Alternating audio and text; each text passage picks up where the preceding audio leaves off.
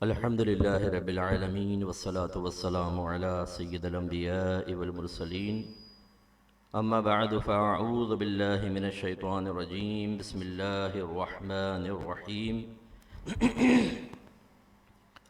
قال تبارك وتعالى في القرآن المجيد والفرقان الحميد إن تنصروا الله ينصركم صدق الله العظيم وصدق رسوله النبي الكريم۔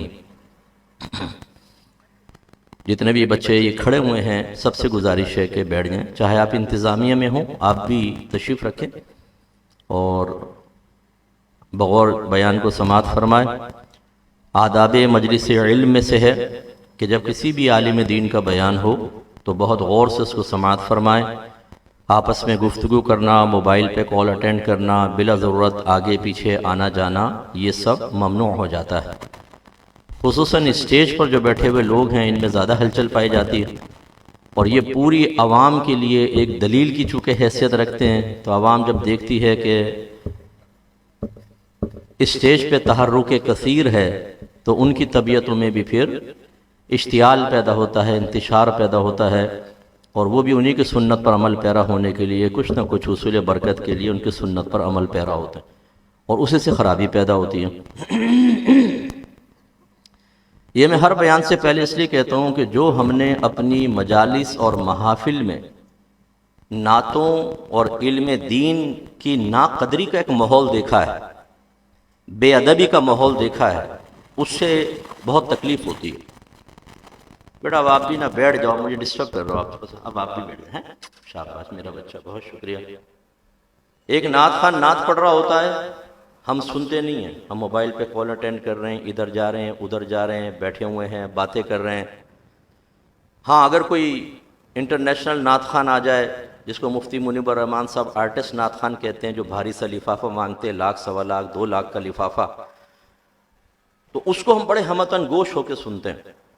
ورنہ عام جو لوکل نعت خان ہوتے ہیں، خیر امجد صاحب تو ماشاءاللہ بڑے یہ عالم بھی ہیں، مفتی بھی ہیں ماشاءاللہ، اور نعت خان بھی ہیں، اللہ تعالیٰ ان کو بڑی برکتوں سے نوازے۔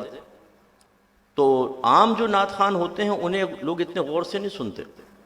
اسی طریقے سے علماء کے اندر ہم نے درجہ بندی کی ہوئی ہے کہ جو مین اسپیکر ہوتا ہے اس کے لیے ہم نے تمام تر نعرے اور توانائیاں جمع کر کے رکھی ہوتی ہیں۔ باقی جو پہلے بیان کر رہے ہوتے ہیں وہ اس قابل نہیں ہوتا، چاہے وہ قرآن سنائے، حدیث سنائے، ہمیں فقہ سنا رہا ہو، تصوف بیان کر رہا ہو، کہ ہم اسے غور سے سنیں، کچھ عزت دیں، احترام دیں۔ نو، ادھر جا رہے ہیں ادھر جا رہے ہیں، بیٹھے ہوئے ہیں۔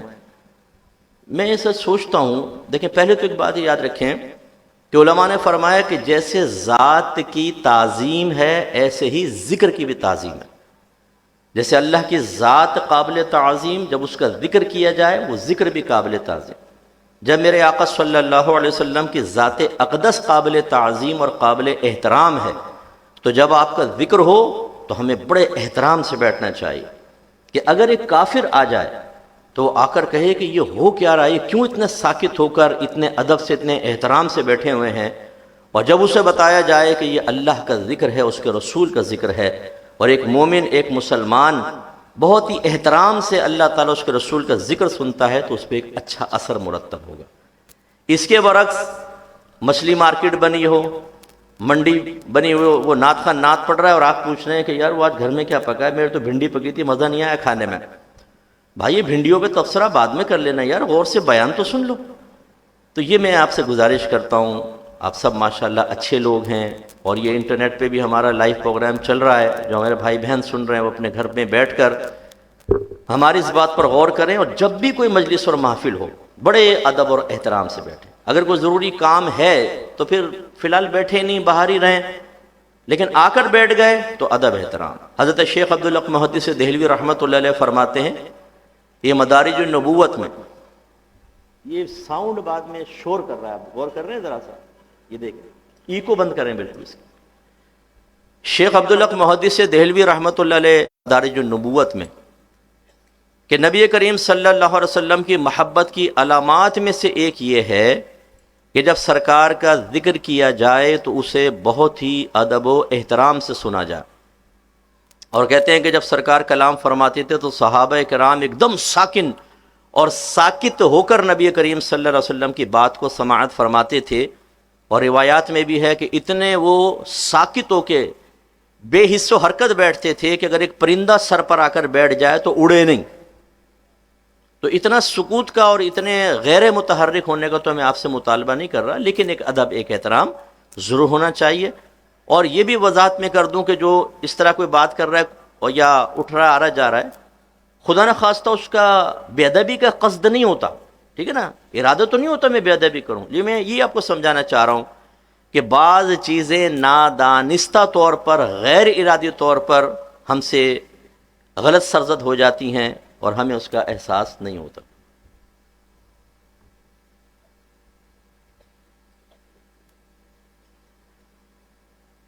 مثلا میں ایک آپ کی ایک مثال دیتا ہوں، پھر میں اپنے بیان کی طرف آتا ہوں. میں آپ سب سے پوچھوں گا، آپ سب ذی شعور بیٹھے ہوئے ہیں ماشاءاللہ. ماں اگر آپ سے کوئی کہے بیٹا پانی پلاؤ، آپ زبان سے منع نہ کریں اور دیکھ کے سائڈ میں نکل جائیں. والد صاحب کام بتائیں، آپ نہ مانیں. آپ کے امام صاحب کام بتائیں، آپ نہ سنیں. آپ کے مذہبی ٹیچر آپ کو کوئی کام بتائیں، آپ ان کی نہ سنیں. کوئی عالم، کوئی مفتی آپ سے کہے، آپ اس کی بات نہ سنیں. آپ کا شیخ کامل آپ سے کچھ کہے، آپ اس کی بات بھی اوائڈ کریں. انکار نہیں کر رہے، آپ اوائڈ کر رہے ہیں، اس پہ عمل نہیں کر رہے. آپ بتائیں کہ ایسا شخص با ادب کہلائے گا یا بے ادب کہلائے گا؟ زور سے بولی، اب میرے کان تک آواز آنی چاہیے. کیا کہلائے گا؟ بے ادب کہلائے گا. واقعی آپ عالم ہوش میں بات کہہ رہے ہیں. اب جب اللہ تبارک و تعالیٰ اس کے رسول کو حکم بیان فرمائے اور سننے کے باوجود ہمارا مسلمان ایک کان سے سنے دوسرے کان سے نکال دے، اور جب اسے سمجھایا جائے تو وہ جواب میں کہے کہ میں انکار نہیں کر رہا ہوں، ہاں سست ضرور ہوں، تو بتائیں اس میں کوئی بے ادبی کا پہلو ہے یا نہیں ہے؟ اللہ کے نبی فرمائیں یہ کرو نہیں کر رہے، یہ کرو نہیں کر رہے، یہ کرو نہیں کر رہے. ماں کا کہنا نہ مانے تو بے ادب، باپ کا کہنا نہ مانے تو بے ادب، ٹیچر کا کہنا نہ مانے تو بے ادب، اور اللہ کے نبی کا کہنا نہ مانے تو ہم سے بڑا بادبی کوئی نہیں ہے. ہمیں بادب فلاں گستاخ، فلاں گستاخ، فلاں گستاخ. اور یہی بس پوائنٹ میں آپ کو سمجھانا چاہ رہا ہوں کہ اگر کوئی شخص بے عمل ہے، اس میں ایک پہلو بے ادبی ضرور ہے، لیکن ہم اسے یہ نہیں کہتے کہ تم گستاخی کر رہے ہو، کیونکہ اس کا قصد و ارادہ گستاخی کرنے کا نہیں ہوتا، بے ادبی کرنے کا نہیں ہوتا، لیکن آپ نے مانا کہ اس میں پہلو بے ادبی ہے. اس لیے اچھی طرح یاد رکھیں، جب تک آپ اپنا احتساب نہیں کریں گے، آپ سے مراد میں اپنے آپ کو بھی شامل کر رہا ہوں، ایک جنرل بات نا، بیٹھے ہوئے کوئی نہیں کہہ رہا ہوں، مراد جو میرے مخاطبین ہیں، جب تک ہم گہری نظر سے اپنا احتساب نہیں کریں گے، اپنے اعمال و افعال، اپنے کردار اخلاق کا صحیح حساب و کتاب کرنے کا شعور بیدار نہیں کریں گے، عملی کوشش نہیں کریں گے، یاد رکھیں بے شمار بے ادبیاں ہوتی رہیں گی، اور ہم خوش فہمی میں آئینے میں اپنے آپ کو دیکھ کر کہیں گے کہ یہ بہت بڑا با ادب کھڑا ہوا ہے، حالانکہ اس میں بے ادبی کا پہلو ہے. اس لیے خدا را بہت ہی اچھے انداز سے محافل میں بیٹھیں، سننے، سمجھنے، یاد رکھنے اور عمل کرنے اور دوسروں تک بیان کرنے کی نیت کے ساتھ بیٹھیں. یہ بھی ہمارا ایک درد ہے، میں تقریباً ہر جگہ بیانات میں کہتا ہوں کہ ہم اہل سنت صرف سننے کے لیے آتے ہیں. اکثر ایسی ہوتا، اکثر، میں ہر ایک 100% پہ حکم نہیں لگا سکتا، سننے کے لیے آتے ہیں بس، اس کے بعد ختم. اس کی علامت یہ ہوتی ہے کہ باہر نکلنے والے سے اگر پوچھا جائے کہ آپ نے کیا سیکھا تو اس کے ذہن میں کچھ موجود نہیں ہوتا، اور درمیان میں اگر لنگر مبارکہ آ کر آپ کے شکم اطہر میں پہنچ کر اپنے فیض کثیرہ جاری کرے تو پھر تو جو آیا بھی ہوتا وہ بھی نکل جاتا، کیونکہ اتنی اہم مشغولیت، ابھی بوٹی کھانی ہے، ابھی تھوڑا سا آلو توڑ کے اس میں ملانا ہے، یہ مرچ کا ذائقہ شامل کر کے ایک پر لطف سا لقمہ منہ میں جا کر اسے چبانا ہے، اور مختلف قسم کی خوشبوئیں اور ذائقے لے کر پیٹ میں اتارنا. اتنی عظیم سوچ اور گہری فکر، اتنی زیادہ ذہنی مشغولیت کے بعد پھر کہاں ذہن کے اندر یہ چیز رہے گی کیا سنا تھا کیا نہیں. اور گھر پہنچتے ہیں، بیوی پوچھتے ہیں کیا کیا سن کر آئے؟ بیان بہت اچھا تھا، ایمان تازہ ہو گیا. ارے کچھ بتائیں تو اسے یاد نہیں ہے، تو میں سے اگر وہ سن لینا، ریکارڈنگ وہ آئے گی شاید یوٹیوب پہ ڈل جائے گی. یہ ہماری حالت، نہ غور سے سننا، نہ اس کو سمجھنا، نہ یاد رکھنے کی مشقت برداشت کرنا، نہ اس کی روشنی میں اپنا احتساب کر کے اپنے عمل کو اچھا کرنا اور نہ اسے دوسرے تک ڈیلیور کرنا. یہ ذمہ داریوں کا احساس ختم ہو چکا ہے. میرے آقا صلی اللہ علیہ وسلم نے جب آخری خطبہ ارشاد فرمایا تو اس کے آخر میں کم و بیش 1,24,000 صحابہ کرام تشریف فرماتے. سرکار نے فرمایا لیبلغ الشاہد الغائب، چاہیے کہ جو حاضر ہے وہ میرے اس پیغام کو غائب تک پہنچا دے. بلغوا عنی ولو آیا، میرے آقا نے سب مسلمانوں کو مخاطب کر کے فرمایا پہنچا دو میری طرف سے اگرچہ ایک ہی آیت ہو. یہ ذمہ داری ہے ہم لوگوں پر کہ سیکھیں، سنیں، سمجھیں، ذہن میں محفوظ رکھیں، عمل بھی کریں اور بے عینی دوسروں تک پہنچائیں. لیکن ہم سب احتساب کرتے، میں بھی کرتا ہوں، اپنا آپ بھی کیجئے، کیا ہم نے اس ذمہ داری کو کما حق ہو اور سنجیدگی کے ساتھ کبھی ادا کیا ہے؟ اگر یہاں پر ایک بغیر داڑھی والا نوجوان پینٹ شرٹ پہنے بیٹھا ہوا ہے، اس کے سر نہیں ڈھکا ہوا، وہ تو اس ذمہ داری سے اپنے آپ کو بالکل خالی سمجھے گا. یار بس ٹھیک ہے، یہ علماء کریں گے، مبلغین کریں گے، ادارے چلانے والے تبلیغ دین کریں گے، میں کا کیا مطلب؟ آپ کس لیے آئے تھے؟ کھانے پینے آئے تھے؟ خالی کھاؤ پیو، یہ دیکھو، یہاں جاؤ، باتیں کرو، شادی کرو، بچے پیدا کرو، ان بچوں کو اچھے اسکول میں پڑھاؤ، پھر اس کے بعد جاب دلواؤ، ان کی شادیاں کرو اور مر جاؤ. آپ اس لیے پیدا ہوئے ہیں؟ نہیں، آپ کو اللہ تبارک و تعالی نے اس لیے پیدا کیا تاکہ آپ اللہ کی رضا حاصل کریں. قرآن کی تعلیمات کا نچوڑ اور خلاصہ یہ ہے. تو پھر رضائے رب کو حاصل کرنے کے لیے ان اعمال کو بھی اپنانا ہوگا جو اس رضا کی تحصیل، اس کے حصول میں معاون ہوتے ہیں. اور ان میں سے ایک تبلیغ دین بھی ہے. ایک علم دین سیکھ کر ذمہ داری کے ساتھ اپنے پاس محفوظ رکھ کے اسے دوسرے تک پہنچانا. تو یہ میں آپ سے گزارش کرتا ہوں، اپنی عادت بنائیں، جب بھی آپ کسی اجتماع میں جائیں ایک قلم، ایک ڈائری اپنے ساتھ لے کر جایا کریں. آپ نے ایک بات سنی، آپ کو اچھی لگی، آپ نے کہا یہ اچھی ہے، اس آیت سے یہ نکات نکلے ہیں، حدیث سے یہ، اس کی شرح میں یہ نقطے بیان کیے گئے ہیں، اس کو فوراً نوٹ کریں. اوپر ڈیٹ ڈالیں کہ فلاں میں اب جلسے میں گیا تھا، فلاں عالم تھا، اس وقت میں نے بیان سنا، اس کا ٹاپک موضوع یہ تھا اور اس میں یہ پہلی پوائنٹ، دوسرا، تیسرا، چوتھا، پانچواں. اب آپ کے پاس یہ محفوظ ہو گیا. آپ گھر گئے، رات کو سونے سے پہلے ایک دفعہ اس کو پورا دیکھیں، ان مضامین کو ذہن میں لائیں جو آپ نے سنے تھے، ادھر ادھر ہو گئے تھے تو دوبارہ حاضر ہوں گے. اس کے بعد ذمہ داری محسوس کریں کہ اب آپ کسی کے سامنے اس کو بیان کریں. وہ زوجہ بھی ہو سکتی ہے، آپ کے بچے بھی ہو سکتے ہیں، دوست احباب بھی ہو سکتے ہیں.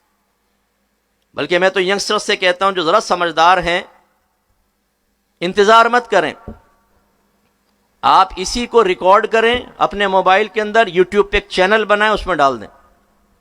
جب آپ ریکارڈ کریں گے تو لازم بات ہے آدھی بات ذہن میں ہوگی، آدھی نہیں، ٹوٹا پھوٹا ہوگا. آپ کہیں گے یار یہ ڈالوں گا تو لوگ ہنسیں گے. فرسٹ ٹائم ایسا ہوگا، لیکن سیکنڈ ٹائم انشاءاللہ جب آپ سنیں گے اور لکھیں گے نا تو اس احساس ذمہ داری کی وجہ سے بہت اچھا آپ یاد کر سکیں گے اور اچھے انداز سے لکھیں گے اور اچھے انداز سے بول سکیں گے. 4 5 6 دفعہ پریکٹس کر لیں، انشاءاللہ آپ یہ دیکھیں گے کہ آپ کی بہت ساری باتیں لوگوں تک پہنچے گی. نہ انتظار کریں کہ علماء کہیں گے، نہ انتظار کریں کہ دیگر. ہاں، ہمارا مرجع، ہمارے علم کے حصول کا یا تحصیل کا منبع علماء ہی ہونے چاہیے، وہ بھی صحیح العقیدہ علماء، علماء اہل سنت. لیکن ساری ذمہ داری ان پر ڈال کے یہ سوچنا کہ بس وہی کریں گے، ایسا نہیں. آپ سب کو اس میں کوآپریٹ کرنا پڑے گا. یہی اللہ تعالیٰ نے اس آیت میں بیان فرمایا جو میں نے آپ کی خدمت میں پڑھی، ان تنصروا اللہ ینصرکم. اس کے لفظی ترجمہ یہ ہے کہ اگر تم اللہ کی مدد کرو گے تو اللہ تعالیٰ تمہاری امداد فرمائے گا. ایک دفعہ دوسری پڑھ دیجیے.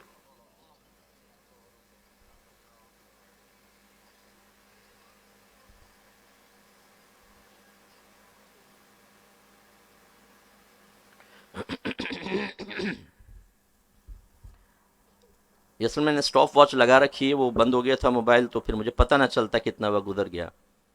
اللہ تعالیٰ فرماتا ہے، اس کا لفظی ترجمہ ہے اگر تم اللہ کی مدد کرو گے اللہ تعالیٰ تمہاری امداد فرمائے گا. لفظی ترجمہ یہ. آپ بتائیے اللہ تعالیٰ محتاج ہے یا غیر محتاج؟ بولیے. اور ہم محتاج ہیں یا غیر محتاج؟ محتاج. ایک غیر محتاج محتاج سے فرما رہا ہے اگر تم اللہ کی مدد کرو گے اللہ تعالیٰ تمہاری امداد فرمائے گا. قربان جائیے. اب یقینی سی بات ہے اللہ تو غیر محتاج ہے، تو اس کا کیا مطلب ہے وہ سمجھنا چاہیے۔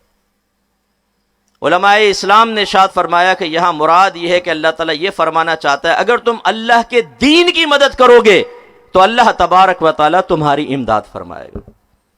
اللہ تعالیٰ ہماری امداد کا محتاج نہیں، وہ تو صرف ارادہ فرماتا ہے اور معاملات ہو جاتے ہیں۔ وہ لفظ کن کے تلفظ کا بھی محتاج نہیں ہے۔ آیات کا ظاہر اگرچہ یہ کہتا ہے کہ اللہ تعالیٰ فرماتا ہے جب وہ کسی چیز کا ارادہ فرماتا ہے تو کہتا ہے کن ہو جا، وہ ہو جاتی ہے، لیکن اللہ تعالیٰ اس لفظ کن کا بھی محتاج نہیں ہے، مراد ارادہ ہے۔ جیسے اللہ تعالیٰ ارادہ فرماتا ہے شے مارد وجود میں آتی ہے اور انتہائی پرفیکٹ اور کامل۔ اللہ تعالیٰ میں دعوت دیتا ہے اس آسمان کی طرف، دیکھو تمہیں کوئی پھٹن، کوئی شگاف، کوئی خرابی نظر آتی ہے، بار بار نگاہ اٹھاؤ، ہر مرتبہ تمہاری نگاہ ناکام آ جائے گی لیکن تم اس میں کوئی خرابی نہ دیکھو گے۔ بغیر ستون کے اتنی بھاری چھت کو اللہ تعالیٰ نے قائم فرمایا۔ یہ قرآن کے مضامین کا ہی ایک نچوڑ ہے کہ ہم نے آسمان کو بغیر ستون کے بنایا۔ کوئی خرابی دیکھتے ہیں؟ دیکھیں ذرا کائنات کے اندر، اپنے چہروں کے اوپر دیکھیں، آئینے میں جا کر دیکھیں، ناپیں ذرا، ایک بالش لمبا ایک بالش چوڑا۔ آپ کے گھر میں تمام افراد کے چہرے تقریباً اسی سائز کے ہیں، اور اتنی سی جگہ پر دو بھویں، دو آنکھیں، ایک ناک، دو ہونٹ، گال، دو کان، اور ہر ایک کا چہرہ مختلف۔ اس کے علم میں کتنی وسعت ہے آپ اندازہ فرمائے۔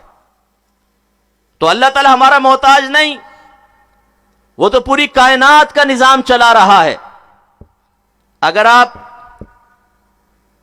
نظام تقسیم رزق دیکھ لیں یا تقسیم نظام رزق دیکھ لیں، روزانہ اگر میں آپ سب سے کہوں بھئی علاقہ ہے آپ کا 1 کلومیٹر یوں، 1 کلومیٹر یوں، 1 کلومیٹر یوں، 1 کلومیٹر یوں، میں جتنی مخلوق اس میں رہتی ہے آپ سب کو غذا دے دیتا ہوں اس کی، اور کہتا ہوں ان سب کو آپ نے ناشتہ کروانا ہے، دوپہر میں الگ کھانا ہوگا، رات میں علیحدہ ہوگا۔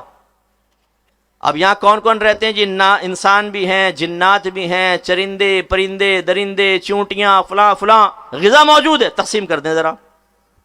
ابھی چونٹیاں نہیں نپٹیں گی، زہر آ جائے گی، ہم کر ہی نہیں سکتے۔ اور میرا رب کریم روزانہ اربوں کھربوں مخلوق کو رزق تقسیم فرما رہا ہے، اور اتنا پرفیکٹ نظام کہ میرے آقا صلی اللہ علیہ وسلم ارشاد فرماتے ہیں کہ جیسے اللہ پر بھروسہ کرنا چاہیے، اگر تم ویسا اللہ پر توکل کرو تو وہ تمہیں ایسے ہی رزق عطا فرمائے گا جیسے ان پرندوں کو عطا فرماتا ہے جو صبح خالی پیٹ اپنے گھونسلے سے باہر جاتے ہیں اور شام کو بھرے پیٹ واپس آتے ہیں۔ کسی چڑیا کو دیکھا ہے آپ نے دانہ جمع کرتے ہوئے؟ چھوٹے چھوٹے بچے ہوتے ہیں، روزانہ کھلاتی ہے اور شام کو کوئی دانہ جمع نہیں ہوتا، اسے یقین ہے کہ جو رب مجھے آج کھلا رہا ہے وہ کل بھی دینے پہ قادر۔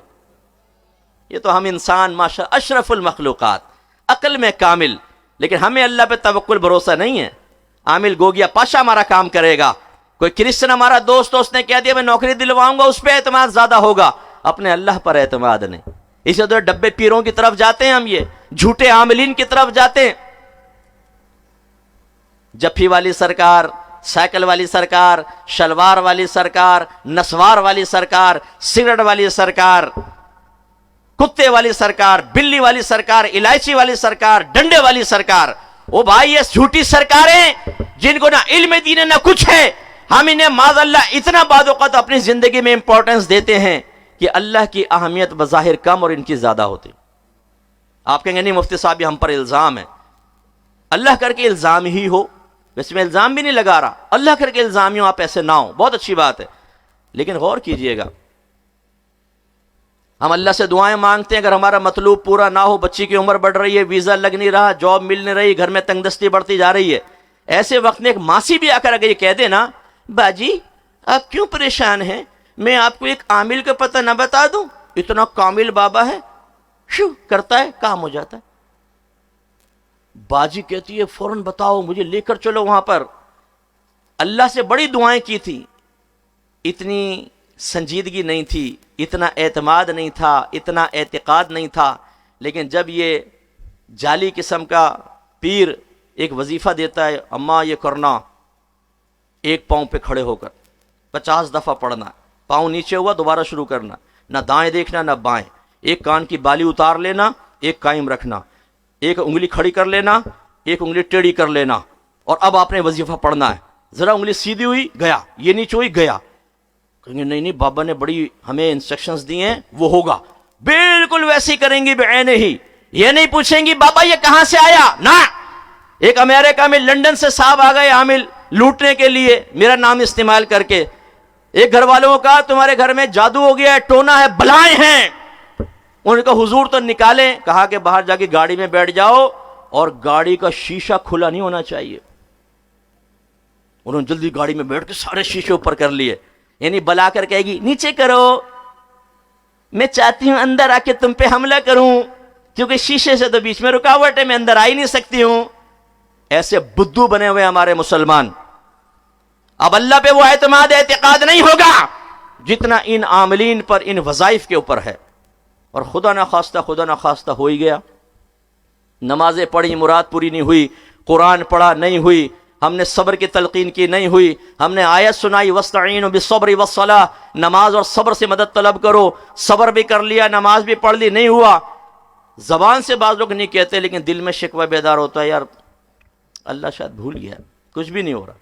پھر آئی محلے میں الائچی والی سرکار، داڑھی غائب، زلفیں لمبی لمبی، انگوٹھیاں چڑھائی ہوئی ہیں، کئی سالوں سے غسل جنابت نہیں اتارا، نماز سنو تو نماز نہیں پتہ، نماز پڑھتا نہیں ہے، ڈنڈا لے کر آ گیا، زلفیں ہلائیں، لوگوں نے کہا کہ اوئی الائچی والی سرکار آئے، ہر مراد پوری ہوتی ہے، پہنچ گیا اس کے چرنوں میں حضور، اور اس نے ایک الائچی دی، لو کھاؤ تمہاری بچی کی شادی ہو جائے گی۔ اگلے دن ہی رشتہ آ گیا۔ اب یہ الائچی سے آیا، یہ اللہ کے ازلی فیصلے سے آیا ہے۔ تقدیر کے مسائل پڑے ہوتے تو پتہ چلتا ہے نا، لیکن اب ایک اعتقاد کی کمزوری میں مبتلا مسلمان کیا کہے گا؟ دیکھو میں نے قرآن پڑھا، علماء کی بات مان کے حدیثیں پڑھی، میں نے صبر کیا، میں نے نیک عمل کیے، لیکن کام کس سے ہوا؟ الائچی والی سرکار سے، الائچی والی سرکار۔ اب اس کا اعتماد اعتقاد اللہ پر کم، الائچی والی سرکار پہ زیادہ ہوگا۔ اب کوئی پریشانی آئے گی تو مصلی نہیں بچھائے جائیں گے، نماز نہیں پڑھی جائے گی، قرآن پاک کی تلاوت نہیں ہوگی، فوراً فون اٹھا کے بابا ایک اور پریشانی آئی، کیا ہوا؟ یہ جی ایک اور الائچی بھیج رہا ہوں۔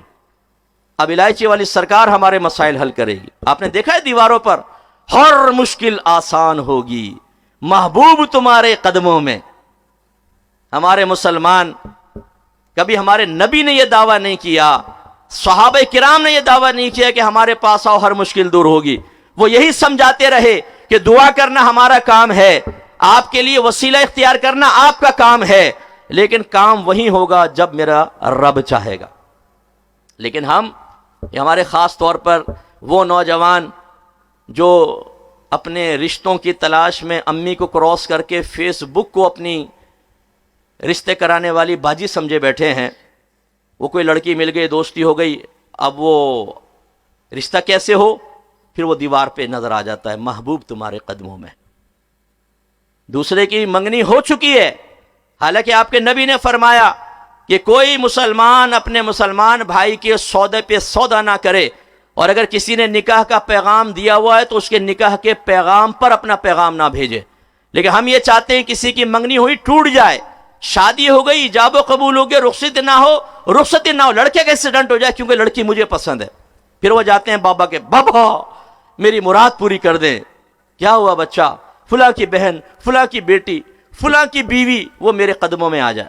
وہ کہتا ہے کوئی بات نہیں، ہم ہیں نا بے غیرتی پھیلانے کے لیے، ہم ہیں نا بے حیا بنانے کے لیے، ہم ہیں نا رشتے ختم کروانے کے لیے، ہم ہیں نا کسی عورت کو تمہارے قدموں تک پہنچانے کے لیے۔ میرے نوجوانوں، میں آپ سب سے کہتا ہوں آپ بھی ایسا کریں، جائیں ایسے عاملین کے پاس، انہیں جا کر کہیں کہ مجھے ایک لڑکی پسند ہے، ایک عورت سے میں محبت کرتا ہوں، آپ میرا کام کر دیں، وہ میرے قدموں میں آ جائیں۔ آپ سب کو یہ کرنا چاہیے۔ ہاں، جب وہ پوچھے کہ وہ عورت کون ہے، وہ لڑکی کون ہے، تو آپ کہیں تیری ماں، تیری بیوی، تیری بیٹی، تیری بہن، وہی ہے میری محبوبہ، لا اس کو قدموں کے اندر۔ پھر دیکھیں کیسا یہ اس کو آگ لگتی ہے، یعنی دوسرے کی ماں، بہن، بیٹی کی کوئی عزت نہیں ہے، تم لڑکوں کو بغیرت بنا رہے ہو، اور لڑکے بے حیا بننے کے لیے تیار ہیں کہ کسی کی ماں، بہن، بیٹی، بھابھیوں کے اوپر نگاہ رکھی ہوئی ہے۔ لیکن جب اس عامل کے بارے میں آپ کہیں گے اور اسے ہی کہیں گے تب پتہ چلے گا. ایسے میرے بچوں، اگر یہ عامل جو بڑھ کے مارنے والے ان کو کہہ رہا ہوں، اچھے عامل ان کی بات نہیں کر رہا ہوں. اچھے عامل کون ہوتے ہیں؟ باعمل، باشرع، نمازی. اور جب آپ ان کے پاس جائیں تو وہ کہیں کہ بھائی دیکھیں کام تو اللہ ہی کرے گا. وسیلے ہوتے ہیں، ٹھیک ہے، ہم وسیلہ بننے کی کوشش کرتے ہیں، ہو گیا تو اللہ کا کمال ہے، ہمارا نہیں، اور نہیں ہوا تو ہم تو عاجز بندے ہیں، کوشش کرنا ہمارا کام ہے. ٹھیک ہے، بہت اچھی بات ہے، آپ کوشش کروائیں، کوئی بات نہیں. صحابہ آئے نبی کریم کی بارگاہ میں دعائیں کروائی ہیں، ٹھیک ہے. میں ان کے بارے میں کہہ رہا ہوں ہر مراد پوری ہوگی. آؤ ذرا بابا کے پاس، کوئی مایوس نہیں جاتا. آپ جا کر بیٹھیں گے، بابا میں پریشان ہوں. اچھا، ایک تو پوچھتا ہے کیا پریشانی ہے بچہ؟ آپ جواب میں کیوں نہیں کہتے تو بتانا بابا؟ ہم بچہ کیوں بتائے؟ بابا بتائے گا نا. نہیں بابا، یہ مسئلہ، یہ مسئلہ، یہ مسئلہ. اس نے سنا سارے، آپ کے دیکھا کہ کیا کیا مسائل ہیں. ماہر نفسیات تو ہوتے ہیں، فکر مت، صحیح جگہ آ گئے ہوتے. بابا ایسا کام کرے گا تمہارا سب مسئلہ حل ہو جائے گا. اچھا بابا ہے کیا؟ تم پر جادو، تم پر ٹونا، تم پر سفلی، تم پر بندش. اور ہم فوراً یقین کر لیتے ہیں کہ یہ بڑا اچھا بتا رہا ہے. اب ذرا یہ کہیں بابا جب تجھے اتنا پتہ چل گیا نا کہ جادو ٹولا سفلی ہے، یہ بتا میری جیب میں کیا ہے؟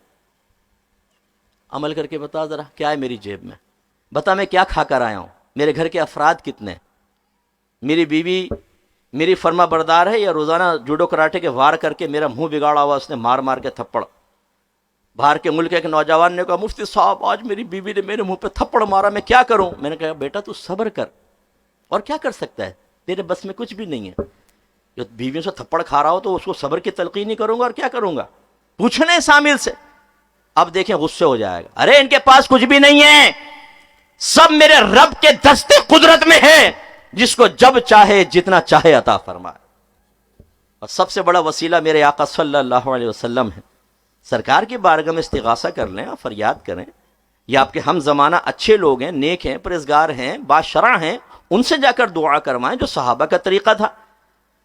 تو اللہ تبارک و تعالی غیر محتاج، لیکن وہ ہمیں فرما رہا ہے ان تنصروا اللہ ینصرکم، اگر تم اللہ کے دین کی مدد کرو گے اللہ تمہاری امداد فرمائے گا.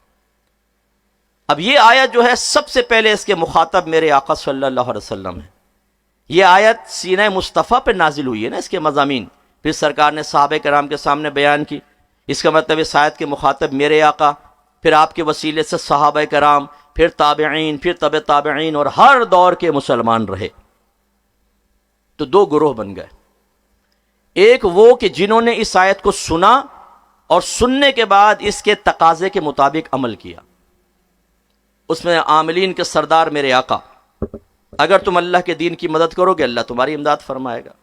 میرے آقا نے دین کی مدد اسٹارٹ فرمائی، اور اس کے لیے کیا ہوا؟ اللہ سے علم دین سیکھا، پبلک تک پہنچایا. اس میں آپ کو جادوگر کہا، برا بلا کہا گیا، ساحر، مجنون، اپنے پاس سے قرآن بنا کر لے آیا، اس طرح کے الزامات. آپ کو مارا گیا، پیٹا گیا، آپ کی دل آزاریاں کی گئیں، لیکن میرے آقا رکے نہیں، تبلیغ دین فرماتے رہے فرماتے رہے. تو وعدہ خداوندی پورا ہوا. اور ایک وقت ایسا آیا جس نبی کو جس شہر سے نکالا گیا تھا مکہ المکرمہ، میرے آقا اسی شہر میں ایک فاتح کی حیثیت سے داخل ہو رہے ہیں، اونٹنی پہ بیٹھے ہوئے ہیں. پہلے دور میں جب کوئی بادشاہ فاتح کی حیثیت سے شہروں میں داخل ہوتا، تکبر سے چوڑا ہوتا تھا، گردن میں سریا ہوتا تھا اور ایسا اکڑ کے جاتا تھا. لیکن روایات میں موجود ہے میرے سرکار جب فاتح کی حیثیت سے داخل ہوئے تو سر کو جھکا لیا، اور اتنا جھکے کہ آپ کا سر اقدس اونٹنی کی گردن سے لگ رہا تھا. یوں جھک کے اندر داخل. دیکھا کفار کانپ رہے ہیں، لرز رہے ہیں، کیونکہ اس دور میں جب کوئی غالب آتا تھا تو قتل عام کرتا تھا. میرے آقا نے ان کو دیکھا تو پوچھا کہ آج تم مجھ سے کس سلوک کی توقع اور تمنا کرتے ہو؟ انہوں نے کہا کہ آپ شریف ہیں، شریف باپ کے بیٹے ہیں، کریم ہیں، کریم باپ کے بیٹے ہیں. یعنی جب کریم غالب آتا ہے تو اظہار کرم کرتا ہے. میرے آقا نے فرمایا لا تثریب علیکم اليوم، آج تم میں سے کسی پر کوئی گرفت نہیں ہے، جاؤ میں نے تم سب کو آزاد کر دی. اتنی اللہ نے عزت عطا فرمائی. دوسرے صحابہ کرام تھے جنہوں نے اس آیت کو سنا، اگر تم اللہ کے دین کی مدد کرو گے اللہ تمہاری امداد فرمائے گا. انہوں نے کہا آمنا صدقنا، ہم اس پر ایمان لائے، ہم اس کی تصدیق کرنے والے ہیں. मक्कतुल मुकर्रमा में सिद्दीक अकबर ईमान लेकर आए, मैं करूंगा दीन की मदद। लोगों ने मारा पीटा, एक दफा तो इतना मारा कि समझे कि मर चुके।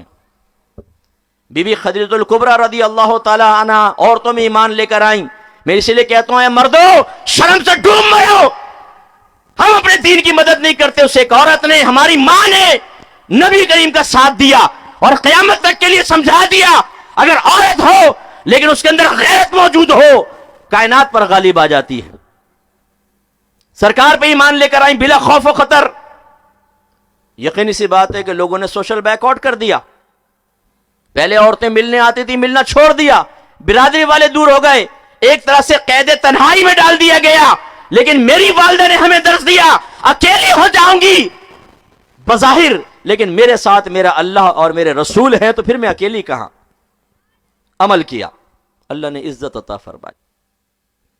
एक दफा सरकार बैठे हुए थे, बीबी खदीजा आई, सरकार ने इरशाद फरमाया, खदीजा ये जिब्राइल मेरे पास आए हुए हैं और ये कह रहे हैं कि अल्लाह ताला ये फरमा रहा है कि खदीजा को हमारी तरफ से सलाम कह दें और इन्हें बिशारत दे दें कि अल्लाह ताला ने इनके लिए जन्नत में मोती का एक महल बनाया है। क्या फिर अल्लाह ने उनको इज्जत दी, एहतराम दिया क़यामत तक के लिए। और मेरे आका ने उनको कितना एजाज अता फरमाया कि जब तक बीबी खदीजतुल कुबरा रदी अल्लाह ताला अन्हा सरकार के अक़द में रहीं, सरकार ने दूसरी शादी नहीं फरमाई, बस एक ही रहीं। जब आपका इंतकाल हुआ फिर और शादियां आपने फरमाई। इसी तरह बिलाल रदी अल्लाह ताला उन्होंने अल्लाह के दीन की मदद की। आजमाइशें आ गईं, आपका आका आपको जमीन पे तपती हुई सहरा की रेत पे लिटा दिया करता था, गर्म रेत पर, और सीने पर चट्टान रख दिया करता था। एक दफा जब आपने हिजरत फरमाई, सहाबा के दरमियान बैठे तो उन्होंने कहा, ए बिलाल आपको कितनी मशक्कतें हुई, आपने अपनी कमीज ऊपर कर दी। देखा कि गोश्त खाल सड़ चुकी थी, मस्क हो चुकी थी, अब तो सही हो गई थी मतलब वो, लेकिन जितना बिगड़ना था बिगड़ गया। फिर आपने बताया कि मेरे आका मुझे जमीन पे लिटाकर पीठ के बल मेरे सीने पे पत्थर रख दिया करता था और बाद औक़ात अंगारों पर मुझे लिटा दिया जाता था। मेरी खाल फटती, चर्बी निकलती, उससे अंगारे ठंडे हो जाते थे, लेकिन वो मुझे वहां से उठाता नहीं था। लेकिन आपने इस्तिकामत की तो अल्लाह ने आपको ऐसी इज्जत से नवाजा, इतनी आपकी मदद की कि जब सरकार फातिह मक्का की हैसियत से दाखिल हुए तो यही बिलाल रदी अल्लाह ताला अन्हो ऊंट की लगाम थाम कर आपके आगे आगे चल रहे थे। तो बास सरदारों ने हकारत से देखा कि ये कल का गुलाम आज ये इतनी इज्जत पा रहा है कि नबी के ऊंट की लगाम पकड़कर आगे आगे चल रहा है। मेरे आका सल्लल्लाहु अलैहि वसल्लम ने उनके इशारों को महसूस फरमाया। जब काबतुल्लाह के सामने पहुंचे, आपने बिलाल से फरमाया, बिलाल आज तुम काबतुल्लाह पर खड़े होकर अजान दोगे। इतना एजाज इंसान का, जो कल का गुलाम था लेकिन दीन की मदद की थी, अल्लाह ताला ने मकाम दिया। बिलाल काबतुल्लाह पे चढ़े हैं और वहां पे अजान दी है, और उस पर यह आयत करीमा नाजिल हुई, इन्ना अकरमकुम इंदल्लाहि अतकाकुम, बेशक तुम में से अल्लाह की बारगाह में सबसे इज्जत वाला वो है जो तुम में सबसे ज्यादा साहिब तकवा है, गुनाह से बचने वाला, सगीरा कबीरा गुनाह से, अपने नबी की बातों को अहमियत देने वाला, कुरान को हदीस को अहमियत देने वाला, वो अल्लाह की बारगाह में मकबूल है। तुम बड़े बड़े सरदार यहां खड़े रहो, निगाहें झुका लो, आज तुम्हारी कोई वक़्त नहीं है। एक बिलाल जो कल का गुलाम था, मेरे आका सल्लल्लाहु अलैहि वसल्लम ने उसको इज्जत देकर हजारों का आका बना दिया। ऐसे सहाबा किराम दीगर तक ये बात पहुंची जो पहले मुहाजिर थे, उनका हम दीन की मदद करेंगे और यकीन है कि अल्लाह हमारी इमदाद फरमाएगा। सरकार ने इब्तिदान फरमाया, अपने इस्लाम छुपा कर रखो, जाहिर मत करना, ये लोग आजमाइश में डाल देंगे। फिर जब हुक्म आया, सरकार ने फरमाया निकल जाओ, बाज़ों से कहा हबशा की तरफ निकलो, वो हबशा की तरफ चले गए। फिर दूसरा हुक्म आया कि मदीने की तरफ जाना है सबको, वहां पहुंचे। हबशा वालों को पैगाम पहुंचाया कि फौरन मदीने पहुंच जाओ। ये जू हिजरतैन कहलाते हैं, दो हिजरत वाले। और बाज को डायरेक्ट फरमाया कि आप सीधे मदीना पहुंचे। सबसे आखिर में मेरे आका निकले, सबसे आखिर में मेरे आका। जो कौम का खादिम होता है, हालात का मुकाबला करने के लिए वो सबसे आगे आगे रहता है। और हम क्या कहते हैं, हम तो खैर कौम के बड़े नहीं हैं, लेकिन बड़ों को भी ये कहते हैं, हुजूर कदम बढ़ाएं, आगे बढ़ो, हम तुम्हारे साथ हैं। और जब वो आगे बढ़ के पीछे देखता है तो क्वेटा होटल पे बैठ के चाय पी रहा है, पीछे रास्ता खाली पड़ा हुआ है। آپ آگے بڑھیں، ہم آپ کے ساتھ ہیں. جھوٹو، شرم نہیں آتی ہے؟ اپنے بڑوں کے ساتھ اس طرح کا مذاق کیا جاتا ہے، ایسی کم ہمتی دکھائی جاتی ہے. بڑے کو آپ سہارا دے کر اسے اعتماد فراہم کر کے اپنے ذاتی نقصانات کو سامنے رکھ کر چھوڑ کے بھاگ جاتے ہو. شرم نہیں آتی ہے؟ صحابہ کرام کو دیکھیں. سرکار نے فرمایا ہجرت کرو. کسی نے بھی یہ نہیں کہا یا رسول اللہ برادری چھوڑ دو. چاچا، تاتا، تایا، ماما، ماں، باپ، بیوی، بچے جو کافر تھے ان کو چھوڑنے کا حکم تھا. ہمارا چلتا ہوا کاروبار، ہمارے باغات، نہیں. ان کو اعتقاد تھا میرے رب نے فرمایا ہے. اگرچہ آیت ضروری نہیں ہے کہ اس وقت نازل ہوئی ہو، میں اس کا مفہوم آپ کو بتا رہا ہوں کہ نبی کریم صلی اللہ علیہ وسلم نے ارشاد فرمایا. کبھی آپ بعد میں کہیں گے جی اس کا شان نزول تو بہت بعد کا ہے کہ آیت تو بعد میں نازل ہوئی، تو صحابہ نے کیسے اس کو معیار بنایا؟ یہی تھی آیت جو میرے آقا صلی اللہ علیہ وسلم کو معلوم تھی اور سرکار نے ترغیب دی. جب یہ آیت نازل ہو گئی تو براہ راست یہ مخاطب بنے، اور ورنہ نبی کریم صلی اللہ علیہ وسلم کے ذریعے اللہ نے یہی پیغام صحابہ تک پہنچایا، اور اس کا مصداق آپ نے دیکھا. چنانچہ صحابہ کرام نکلے اور بے یار و مددگار، بظاہر دنیاوی مال و اسباب سے خالی وہاں پہنچ گئے. میرے آقا صلی اللہ علیہ وسلم نے انصار صحابہ جو مدنی تھے انہیں فرمایا کہ تم ایک مہاجر بھائی کو اپنا دینی بھائی بناؤ اور اپنا آدھا مال اس کو دے دو. ان کے ذہن میں بھی تھا اللہ کے دین کی مدد کریں گے اللہ تعالی ہماری امداد فرمائے گا. کسی نے ہچر مچر نہیں کیا. حضرت سعد رضی اللہ تعالیٰ عنہ انصاری صحابی تھے، عبد الرحمن بن عوف مہاجر تھے. سرکار نے ان دونوں کا بھائی چارہ کروا دیا. انہوں نے اپنی 2 بیویاں سامنے کھڑی کی، ابھی پردے کا حکم نہیں تھا، تو 2 بیویاں سامنے کھڑی کی اور پورا مال سامنے. فرمایا یہ مال میں سے آدھا آپ کا آدھا میرا، اور میری یہ دونوں بیویاں ہیں، جو آپ کو پسند ہو اشارہ کریں، میں ایک کو طلاق دوں گا، اس کا نکاح آپ کے ساتھ ہوگا. قربان جائیے. لیکن عبد الرحمن بن عوف رضی اللہ تعالیٰ عنہ کے اوپر بھی قربان جائیں. آپ نے فرمایا کہ اللہ تعالیٰ تیرے اہل میں، تیرے مال میں برکت عطا فرمائے، بس مجھے یہ بتا دے بازار کہاں ہے. گئے بازار سے ادھار کریڈٹ پہ مال اٹھایا، اچھے انداز سے بیچا، ادھار اتارا، جو نفع تھا اس سے دوسرا مال لیا، اور کچھ ہی دن میں پھر مالدار ہو گئے. لیکن آپ یہ دیکھیے ان انصار صحابہ نے ایک بڑے نازک وقت میں دین کی مدد کی. اللہ نے ان کو عزتوں سے نواز دی. سرکار نے ایک دفعہ چند انصار کی عورتوں بچوں کو جاتے ہوئے دیکھا تو ارشاد فرمایا کہ انصار مجھ سے محبت کرتے ہیں، میں انصار سے محبت کرنے والا ہوں. جب فتح مکہ ہوا، میرے آقا وہاں پہنچے اور مکہ فتح ہو گیا، تو بعض انصاری صحابی آپس میں بات کرنے لگے، کہنے لگے اب تو نبی کریم صلی اللہ علیہ وسلم اپنے آبائی علاقے میں واپس آ گئے ہیں، اب یہ ہمارے ساتھ نہیں جائیں گے، اب تو یہ اپنے علاقے میں رہیں گے. میرے آقا نے سن لیا، قریب آئے، فرمایا تم مجھ سے ایسا گمان کرتے ہو؟ جب میری قوم نے مجھے نکالا تو تم نے مجھے جگہ دی تھی، یہ کیسے ہو سکتا ہے کہ میں تمہیں چھوڑ کر دوبارہ یہاں آ جاؤں، میں تمہارے ساتھ جاؤں؟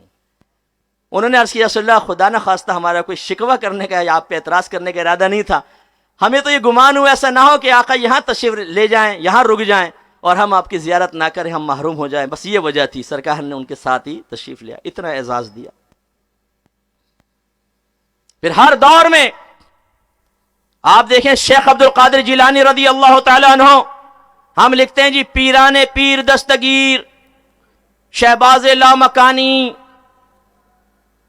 جامع کرامات، واقعی غوث پاک ایسے ہی ہیں. لیکن کہیں آپ نے دیکھا ہے کہ لکھا ہوا نظر آئے کہیں کونے خدرے میں علامہ شیخ عبد القادر جیلانی، مفتی شیخ عبد القادر جیلانی؟ آپ کی نالج کے لیے عرض کر دوں وہ بہت بڑے علامہ بھی تھے اور مفتی بھی تھے. 18 سال کی عمر میں بغداد میں دین سیکھنے گئے، عالم دین بنے، بہت بڑے مفتی بنے، اپنا ادارہ قائم کیا، ہاسٹل بنایا، اس میں طلبہ کو ٹھہراتے تھے، انہیں عالم اور مفتی بناتے تھے. اور آپ کے صاحبزادے کہتے ہیں کہ جب عراق میں بعض اوقات کوئی مسئلہ آتا، دیگر علماء اس کا جواب دینے سے عاجز آ جاتے تو میرے والد کی خدمت میں پیش کیا جاتا اور میرے آقا ایک لمحے میں اس کا حل بتا دیا کرتے تھے.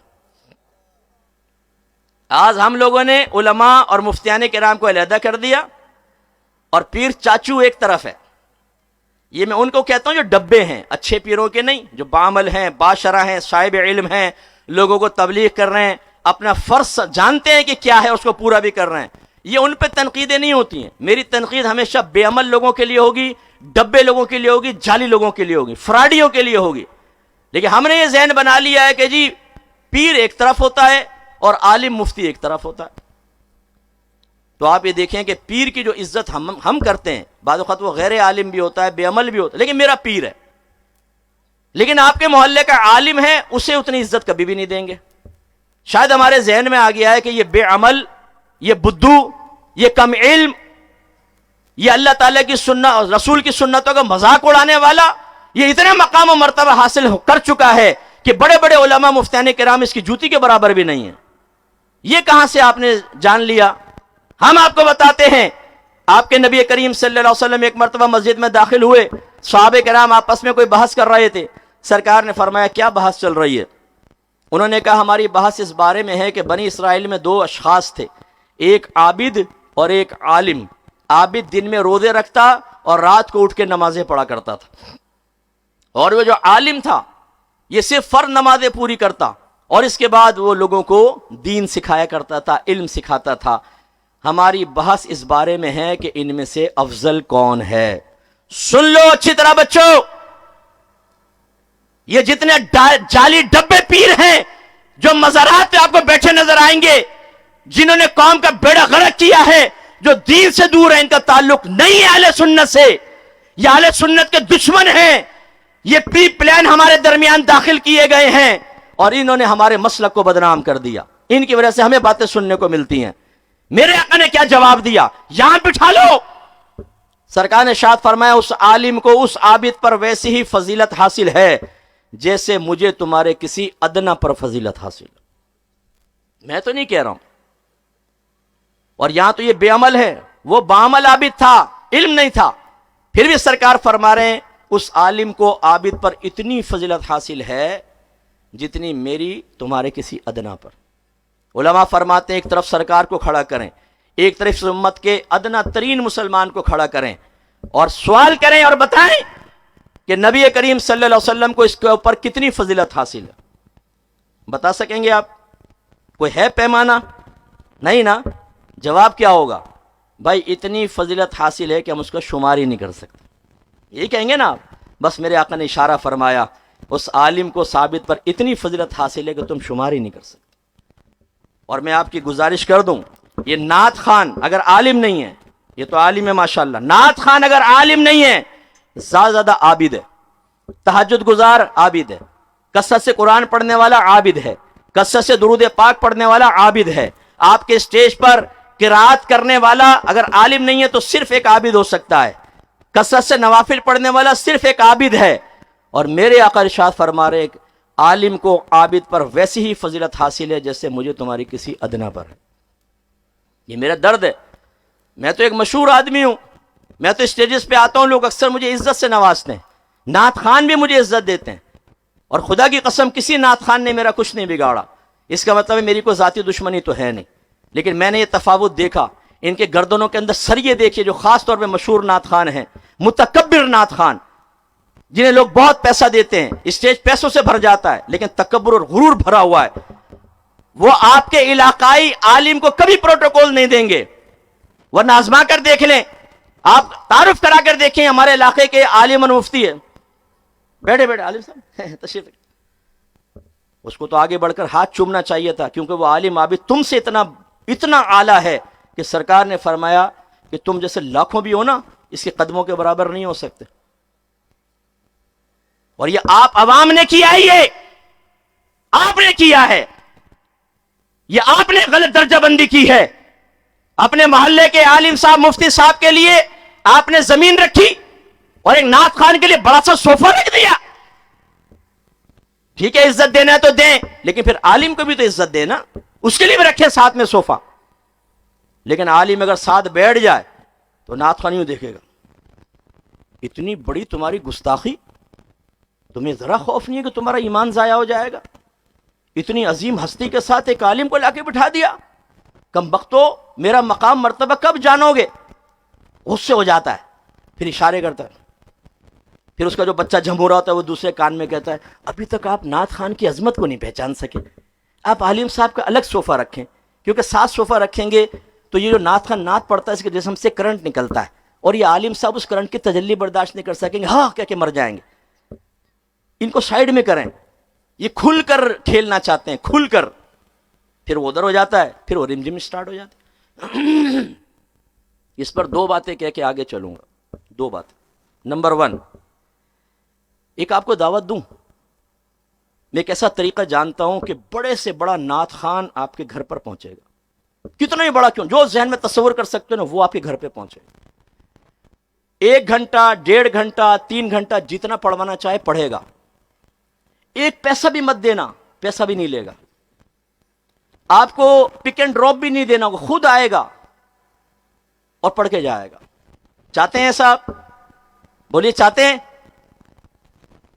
بس اپنے کمرے میں بیٹھیں، لائٹ کو تھوڑا ڈم کریں، یوٹیوب آن کر لیں، جس نعت خان کو بلانا ہے اس کا نام لکھیں، ٹڑنگ حاضر ہو جائے گا، پھر نعت پہ کلک کریں اور چلا دیں اور سنیں، پیسہ مت دیجیے گا، کہہ دینا پیسہ ایک نہیں دوں گا تجھے، پڑھتا رہے گا، 1 گھنٹہ پڑھواؤ، 2 گھنٹہ پڑھواؤ، 3 گھنٹہ پڑھواؤ، اور جب آپ کا موڈ پورا ہو جائے کہ اب جا بھائی بند کر دیں، چلا جائے گا فری کے اندر۔ او بھائی نعت خان کون سی نئی چیز آ کے پڑھتا ہے مجھے یہ بتائیے، نیا کلام تو پڑھتا ہی نہیں ہے، محرم راز یہ بیٹھے ہوئے، کیونکہ نیا کلام پڑھ لے نئی طرز کے اندر تو دوسرا فوراً اس کو ریکارڈنگ کر دے گا، یوٹیوب پہ ڈال دے گا اور اس کا سب کچھ ضائع ہو جائے گا۔ پرانی نعتیں، چودھری صاحب کی پسند کے 2 شعر، ان وڈیرا صاحب کی پسند کے 2 شعر، میزبان کی پسند کے 2 شعر، سیٹھ صاحب کی پسند کے 2 شعر، کیونکہ یہ پسند کے 2 شعر اور وہاں سے 2 لاکھ، یہ ڈیل ہے، پکی ہے، ایک تصوراتی اعتبار سے۔ کبھی یہ نہیں کہیں گے مونگ پھلی والے کی پسند کے 2 شعر، چوکیدار کی پسند کے 2 شعر، مکی والے کی پسند کے 2 شعر، یہ بیچارہ غریب سے لگ رہا ہے، غریب کی پسند کے 2 شعر، نہیں تم اس قابل ہی سائڈ میں ہٹو غریبیو۔ ایک چیز تو یہ ہے۔ دوسرا، ناراض مت ہوئیے گا، آپ عاشقان رسول کے دروازہ عشق پر میں تھوڑی سی ضرب زور سے لگانا چاہتا ہوں۔ ہماری نعت خوانیوں سے 4 چیزیں نکال دیں، صرف چند لوگ بیٹھے ہوں گے، باقی سب غائب ہو جائیں گے۔ کون سی 4 چیزیں؟ نمبر 1، کوئی مشہور نعت خوان مت بلائیے۔ نمبر 2، ایکو ساؤنڈ نہ ہو۔ نمبر 3، لنگر نہیں ہونا چاہیے اس۔ اور نمبر 4، عمرے کے ٹکٹ کا اعلان نہ ہو۔ پھر دیکھیں وہ شاقان رسول لاکھوں کی تعداد میں آئیں گے، لاکھوں کی تعداد۔ یار ہمیں شرم نہیں آتی ذرہ برابر؟ ہم نے دین کو مذاق بنا رکھا ہے، ہم اپنے نفس کی غلامی میں بعض اوقات نعت خوانیوں کے اندر آ رہے ہوتے ہیں، اللہ کی رضا کے لیے نہیں، جس کی علامت یہ ہوتی ہے کہ اگر اعلان ہو جائے نا کہ یہاں پر کھانا نہیں ہوگا، بھاگ جائیں گے۔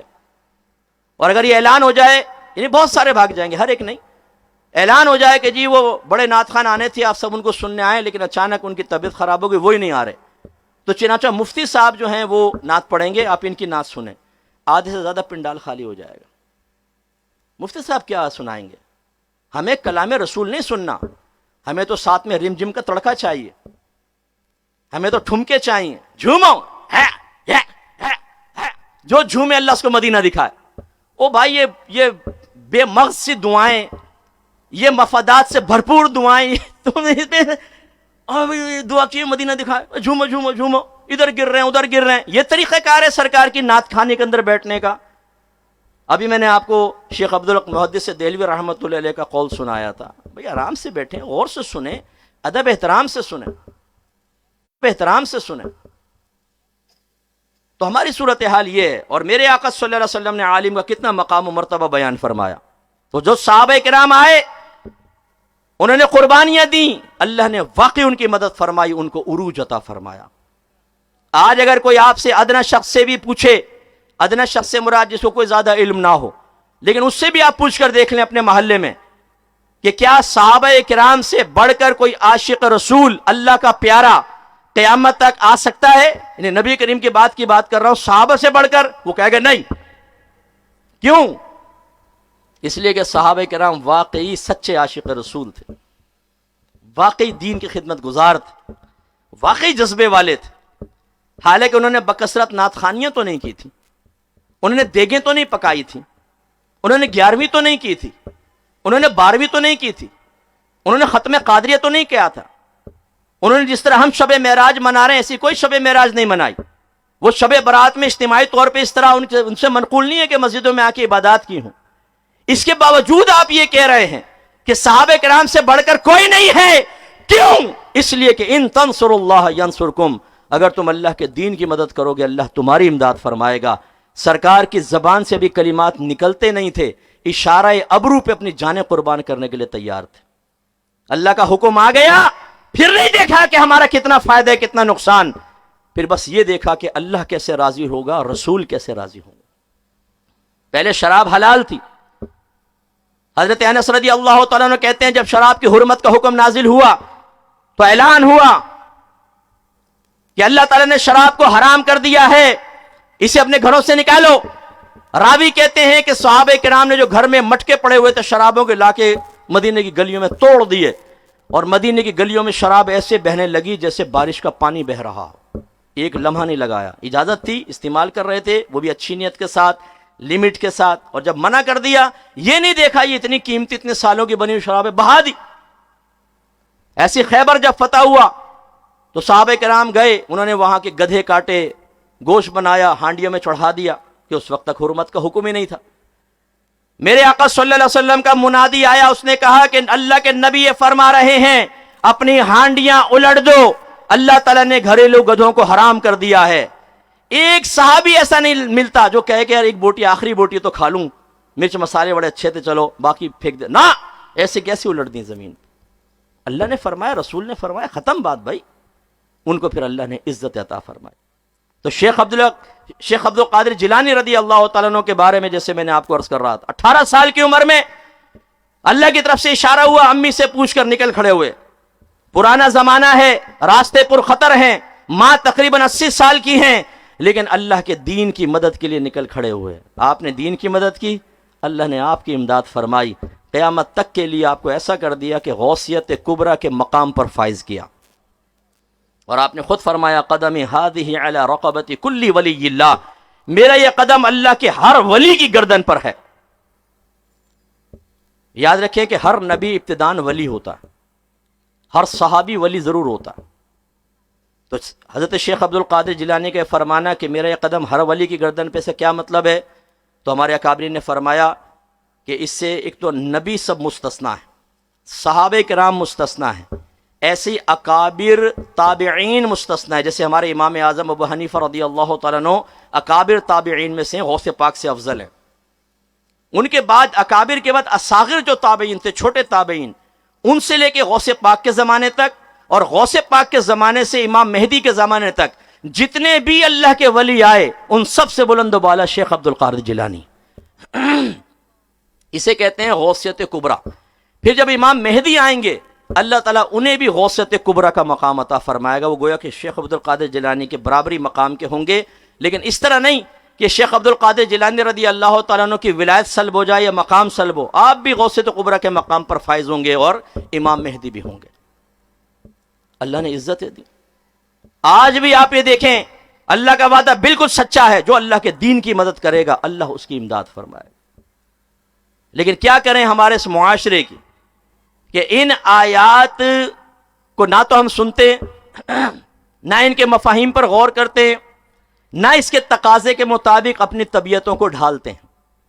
لہذا اللہ تو فرمائے دین کی مدد کرو، اللہ تمہاری مدد فرمائے گا، لیکن ہمارے محلے والا ایک آ کر کہتا ہے، پپو پان والا، ٹیٹا دودھ والا، البیلا جلیبی والا، ہمارے چاچا ماما تایا بعض اوقات، بیٹا دیکھو آج دین میں کچھ نہیں رکھا، میرے بیٹا مولوی بنو گے بھوکے مرو گے۔ ماں بھی پردے سے کہے کہ ہاں یہ میں سمجھا رہی تھی کوئی بیٹی بھی نہیں دے گا تجھے، کہ داڑھی رکھ لے گا تو پھر ہیں، یعنی ہم سارے داڑھی والے لڑکیوں کی تلاش میں گھوم رہے ہیں روڈوں کے اوپر، ہمیں نہیں ملی بیویاں۔ بدزن کرتے ہیں دین سے۔ آج بیٹا حلال نہ کماؤ، حلال سے گزارا نہیں ہوتا، کچھ اوپر نیچے کی کرنی پڑتی ہے، یعنی اللہ تعالیٰ غلط کہہ رہے ہیں، معاذ اللہ۔ ان عقل مندوں کی سن لو،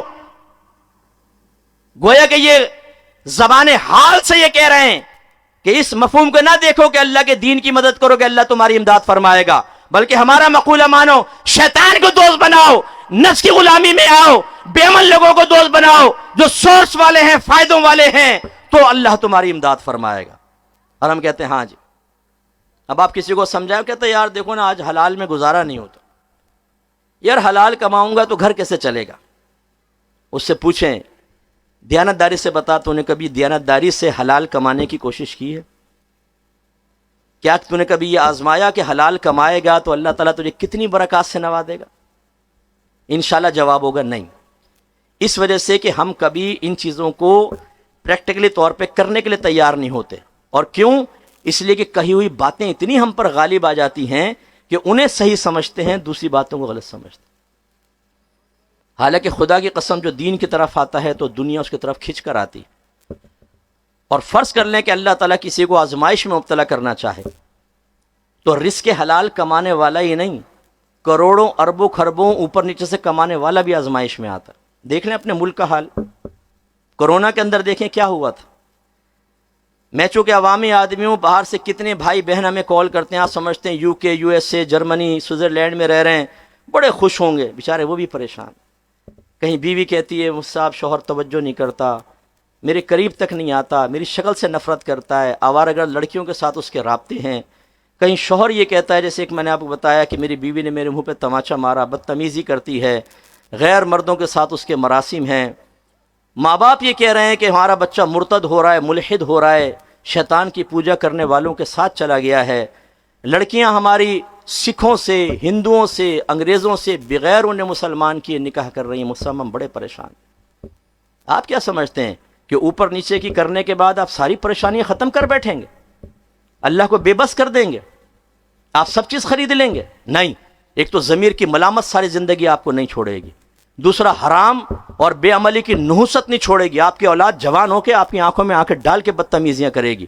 آپ مر کے تو دیکھیں، آپ کی قبر پہ آ جائے تو میرا نام بدل دیجیے گا، آپ کے لیے ہاتھ اٹھا کے دعائیں نہیں کریں گے، اور اتنے بڑے گناہ جاریہ بنیں گے آپ کے لیے، کیونکہ آپ نے ان کو دین سے دور رکھا، انہیں حرام کھلایا، انہیں ایک راستہ دکھایا کہ بیٹا میں نے بھی حرام کمایا ہے، تم بھی کماؤ، بچہ بھی حرام میں لگا، آپ کے لیے بہت بڑا گناہ جاریہ، عذاب قبر شدید قسم کا، آپ کی چیخیں سننے والا وہاں کوئی نہیں ہوگا. ہم نے دین کو مذاق بنایا، قرآن کو مذاق بنایا. کہاں گیا وہ اعتقاد اور اعتماد جو نبی کی باتوں پر صحابہ نے کیا تھا اور اللہ نے ان کو اس کا مصداق بنایا؟ جو آیات میں، جو حدیثوں میں انعام بیان کیا اللہ نے ان کو عطا فرمائے، وہ مالدار بھی ہوئے. خصوصاً عمر فاروق رضی اللہ تعالیٰ عنہ کے زمانے میں جب فتوحات کا سلسلہ ہوا، کثیر مال آیا، اللہ نے بہت عطا فرمایا، دنیاوی ترقیاں بھی عطا فرمائیں، اور عزت اور احترام تو دیکھ لیں قیامت تک. آپ کتنے بھی مالدار بن جائیں اوپر نیچے کا مال لے کر، جب آپ غور کریں گے ایک مالدار آپ سے زیادہ ہی ہوگا، اور کریں پھر مالدار آگے ہوگا. ایسا تو نہیں ہو سکتا کہ دنیا کے سب سے مالدار بن جائیں، اور پھر آہستہ آہستہ ایک ایسا وقت آئے گا کہ آپ اور ہم اس شعر کا مصداق بن جائیں گے. سیٹھ جی کو فکر تھی ایک ایک کے 10 کیجئے، موت آ پہنچی کہ صاحب جان واپس کیجئے. آ جاؤ، آپ یہاں پر حساب دو ایک ایک پیسے کا. قبر میں عذاب شروع، میدان محشر میں جب اللہ تعالیٰ کی بارگاہ میں آئیں گے. میں آپ سے کوشچن کرتا ہوں، اگر ایک نوجوان دین پر چلنے کی وجہ سے اگر بظاہر تنگ دستی میں مبتلا رہا، لوگوں نے تانا زنی بھی کی، اس کی بیوی بھی ناراض، بچے بھی ناراض، ماں باپ بھی اظہار ناراضگی کرتے رہے، لیکن جب وہ مرے گا دین پر چلنے والا بارگاہ الہی میں پہنچے گا، بتائیے رسوا، بدنام، شرمندہ ہوگا یا اللہ تعالیٰ اس کو عزت کا تاج پہنا کر جنت الفردوس میں جگہ عطا فرمائے گا؟ اور دین سے نفرت کرنے والا، دینداروں کا مذاق اڑانے والا، انہیں غلط مشورے دینے والا، ارے بھائی دین میں کچھ بھی نہیں رکھا ہے، اوپر نیچے کی نہیں کرو گے، حرام نہیں کماؤ گے، گزارا نہیں ہوگا تمہارا، بھیک مانگتے پھرو گے. ٹھیک ہے، وہ آپ کے روش پہ چل گیا، واقعی بھیک نہیں مانگی، بہت کما لیا اس نے، اب اس کا انتقال ہوا، لوگوں کا حق دبایا تھا، حرام کھایا تھا، عذاب قبر الگ. جب اللہ کی بارگاہ میں میدان محشر میں پہنچے گا تو کیا رشوت سے کام چلائیں گے؟ کون سی چیز ہوگی جو اللہ کی بارگاہ میں پیش کریں گے؟ یہ اللہ تعالیٰ یہ مال رشوت سے لیا تھا، یہ حرام مال وراثت کا دبایا ہوا ہے، یہ میں نے فلاں کا حق دبا لیا تھا، یہ میں نے جھوٹ بول کے روزی کمائی تھی، یہ سب لے لے مجھے چھوڑ دے. وہاں تو مال ہوگا ہی نہیں، پھر کیا کریں گے؟ اللہ نے ڈے آف ججمنٹ رکھا ہی اسی لیے ہے. جتنے یہ کائنات میں پھیلے ہوئے بہت بڑے بڑے افلاطون اور ارسطو ہیں نا، جھوٹے، جو دین کا مذاق اڑا کر بچوں کو ہمارے دین سے دور کر کے ان کے دل میں دین کی نفرتیں ڈال رہے ہیں، تم لوگ پچھتاؤ گے، ایڑیاں رگڑو گے قبر کے اندر، کوئی تمہارے منہ میں ایک گھونٹ پانی ڈالنے والا نہیں ہوگا. ہمارے اکابری نے لکھا کہ ایک نوجوان تھا، وہ کہیں راستے میں جا رہا تھا، بڑا باعمل نیک نوجوان تھا. ملک الموت علیہ السلام تشریف لے آئے. اس وقت ظاہر ہو کر روح قبض کیا کرتے تھے. قریب آئے، سلام کیا، بچے نے جواب دیا، کہا کہ جانتے ہو میں کون ہوں؟ کہا کہ جی نہیں. کہا میں ملک الموت ہوں۔ نوجوان ہنس پڑا، خوش ہو گیا، کہنے لگا آپ ملک الموت ہیں؟ بہت دیر کر دی آپ نے آنے میں، جلدی سے میری روح نکالیں تاکہ میں اپنے رب سے ملاقات کر سکوں۔ حضرت نے فرمایا کہ نہیں، مجھے اللہ کا حکم ہے کہ میں تمہیں کچھ مہلت دے دوں، جو کرنا ہے تم کر سکتے ہو۔ نوجوان نے کہا یہ بتائیے کہ اللہ کی ملاقات سے بڑھ کر بھی کوئی کام ہو سکتا ہے؟ کہا کہ نہیں، مجھے اللہ کا حکم ہے، آپ کچھ کریں۔ کہا اچھا، اگر میرے رب کی مرضی ہے میں 2 رکعت پہلے میں وضو کر لوں، 2 رکعت نماز پڑھوں، جب میں سجدے میں جاؤں تو میری روح قبض کر لیجئے گا۔ اور ایسے ہی ہوا، اس کی روح قبض ہو گئی۔ آپ نے دیکھا، مذاق اڑائیں، داڑھی والے کا مذاق اڑاؤ مسلمان ہو کر، برقعے والی بچیوں کا مذاق اڑاؤ مسلمان ہو کر، جو بچی آپ کی مجلس اور محفل سے، میں بہنوں سے کہہ رہا ہوں، غیبت چھوڑ کر اڑ جا، اس کو ملانی کہہ کے اس کا مذاق اڑاؤ، لیکن میدان معاشر میں ذلت و رسوائی آپ کو مقدر ہونے والی ہے۔ مر کے تو دیکھو ذرا۔ ایسے لوگوں کو میں چیلنج کرتا ہوں، کرو بھی دعا میرے ساتھ، اللہ ہمیں موت دے دے، کرو ذرا دعا۔ کبھی بھی نہیں کر سکتے، کیونکہ ہمیں موت پسند نہیں ہے، ہمیں پتہ ہے ہمارے کارنامے کیا ہیں، ہمارا کیا انجام ہونے والا ہے۔ ہمیں اللہ سے ملاقات پسند نہیں ہے، ہمیں جنت کے نظارے پسند نہیں ہیں۔ حالانکہ حدیثوں میں کہ تیسرا کویشچن ہوگا، ما کنت تقول فی حق ھذا الرجل، تو اس شخص کے بارے میں کیا کہا کرتا تھا؟ میرے آقا جلوہ افروز ہوں گے، آپ کے پسینے کی مہک سے پوری قبر منور ہو جائے گی، مہک جائے گی، نور ہی نور آ جائے گا۔ اس نبی کو ہم دیکھیں گے جس نبی کا صرف نام سنا تھا اور کائنات میں اس کے نام پہ گردنیں کٹتی ہم نے دیکھی تھی، اس نبی سامنے ہوں گے۔ لیکن موت کی تمنا تو کر کے دیکھو، نہیں کریں گے۔ پتہ ہے ہم چور ہیں، پتہ ہے کہ سب سے بڑے دین کے دشمن خود مسلمان ہیں، جو اپنے گھر میں دین کو داخل نہیں ہونے دیتا۔ کافر کیا ہمارا بگاڑے گا، ہم بگاڑیں گے۔ تو انجام کیا ہوگا؟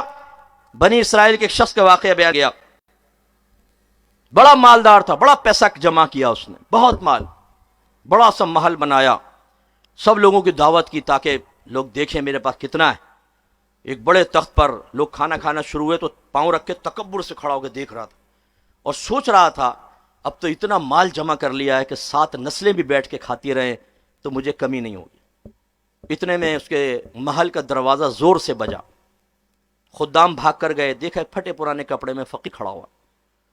انہوں نے کہا بدتمیز آدمی، تو نے اتنی زور سے دروازہ بجایا، تجھے پتہ نہیں کس کا محل ہے؟ اس نے کہا اپنے مالک سے کہو میں تم سے ملنے آیا۔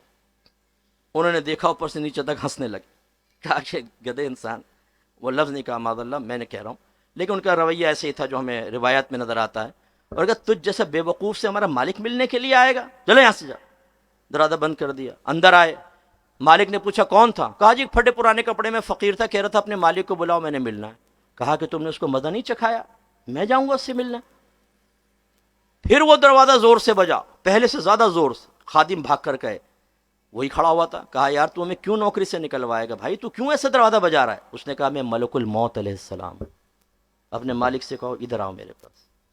اندر گئے کانپتے ہوئے، مالک کو کہا باہر ملک الموت علیہ السلام کھڑے ہیں، وہ بھی کانپ گیا، کہنے لگا ان سے کہو میری جگہ کسی اور کو قبول کر لیں۔ ملک الموت علیہ السلام اندر آ گئے اور فرمایا جب کسی کی موت کا وقت آتا ہے پھر وہ ٹلتا نہیں ہے، لیکن مجھے اللہ تعالیٰ نے فرمایا ہے کہ میں تجھے کچھ مہلت دوں۔ اب فرق دیکھو، مہلت دونوں کو ملی ہے، اور ہم جیسے لوگ اور ایک وہ نیک۔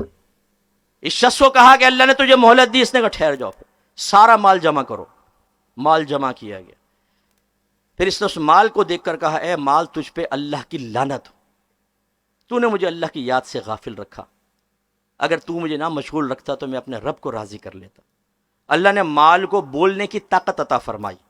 مال نے کہا ملامت مجھے نہ کر، اپنے آپ کو ملامت کر، میری وجہ سے تو تجھے نعمتیں ملی، آسائشیں ملی، تو بادشاہوں کے دربار میں اس وقت داخل ہو جایا کرتا تھا جب دینداروں کو روک دیا جاتا تھا۔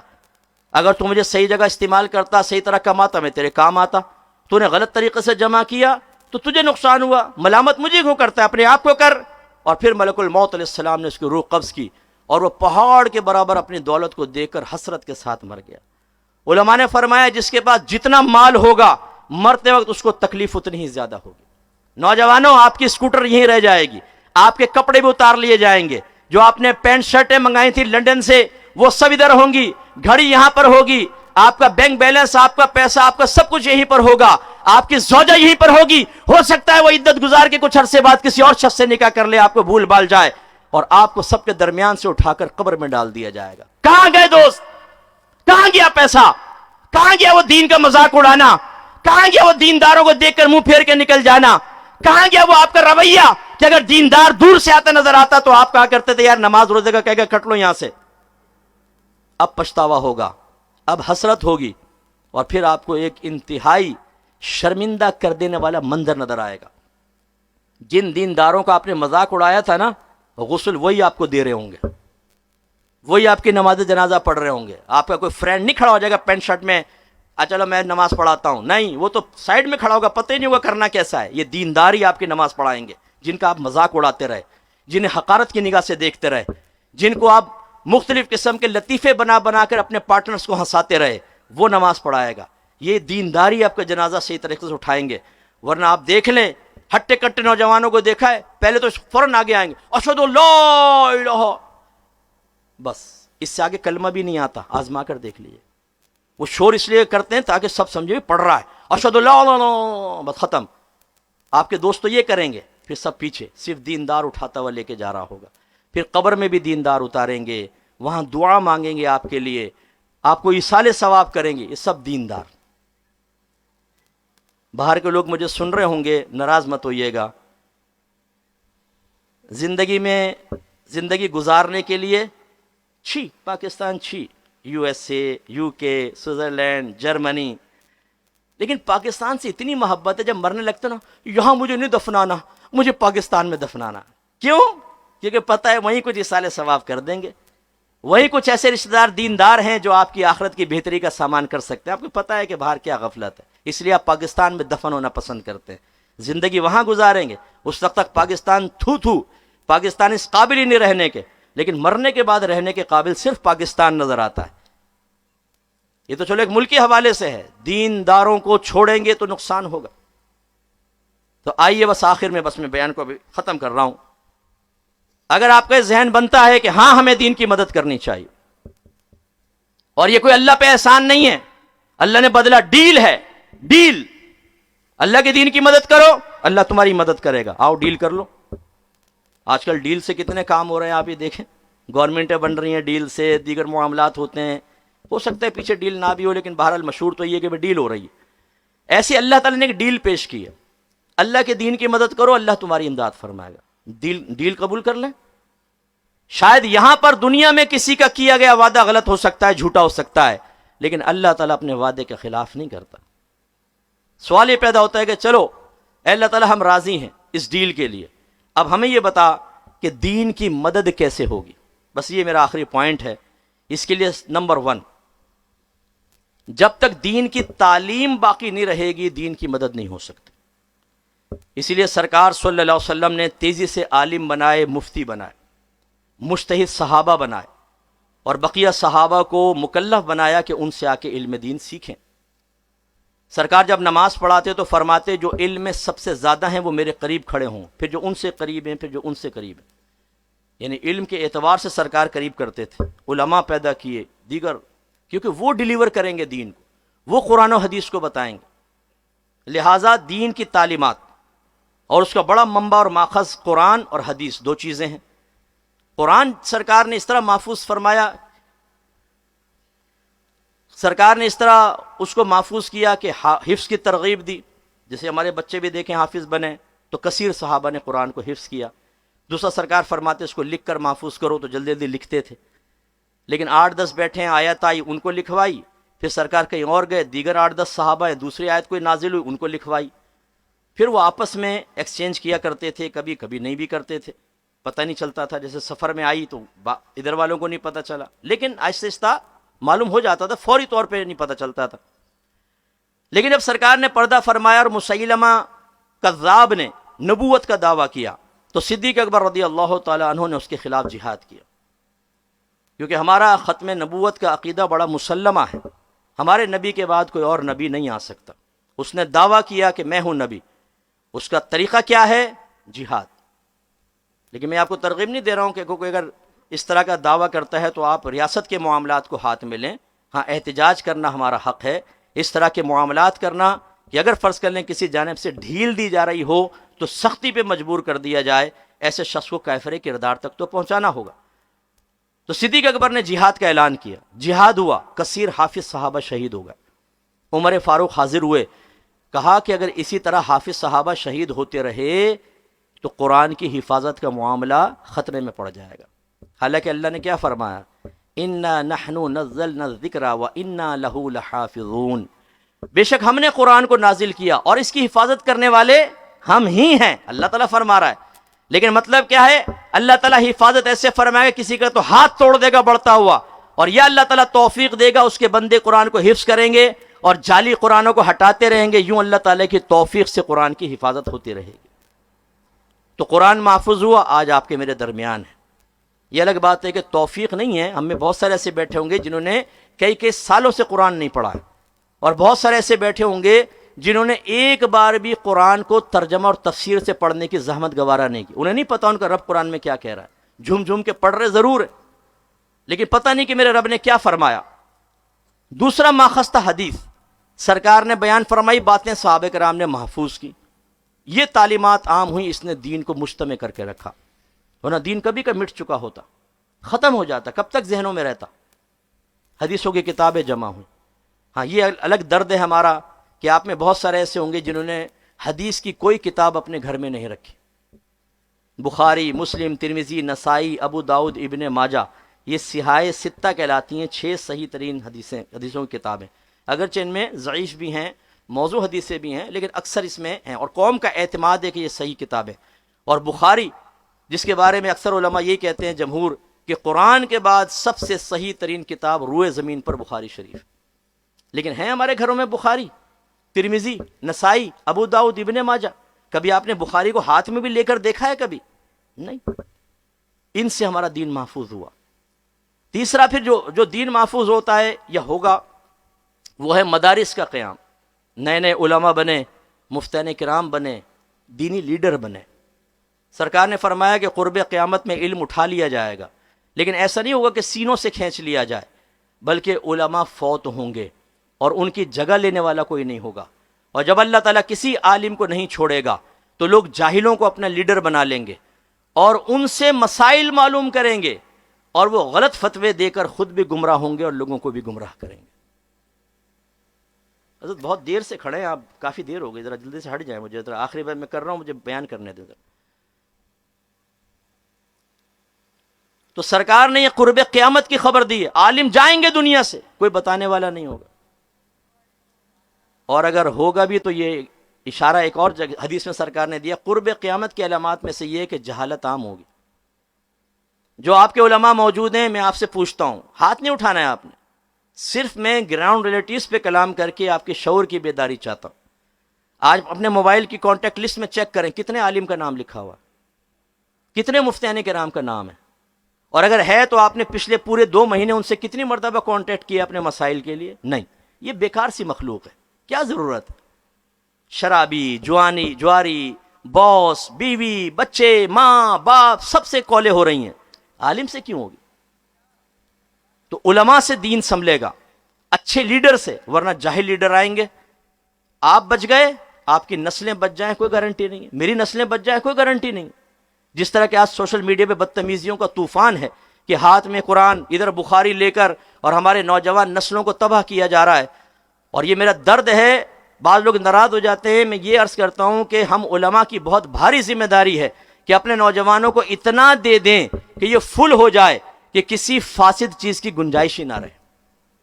لیکن جب ہم ان کو دلیل نہیں دیتے، ہمارے بیانات ایسے نہیں ہوتے کہ بچے اس سے سیکھیں، یہ خالی ہوتا ہے، معمولات کا عادی بنا دیا۔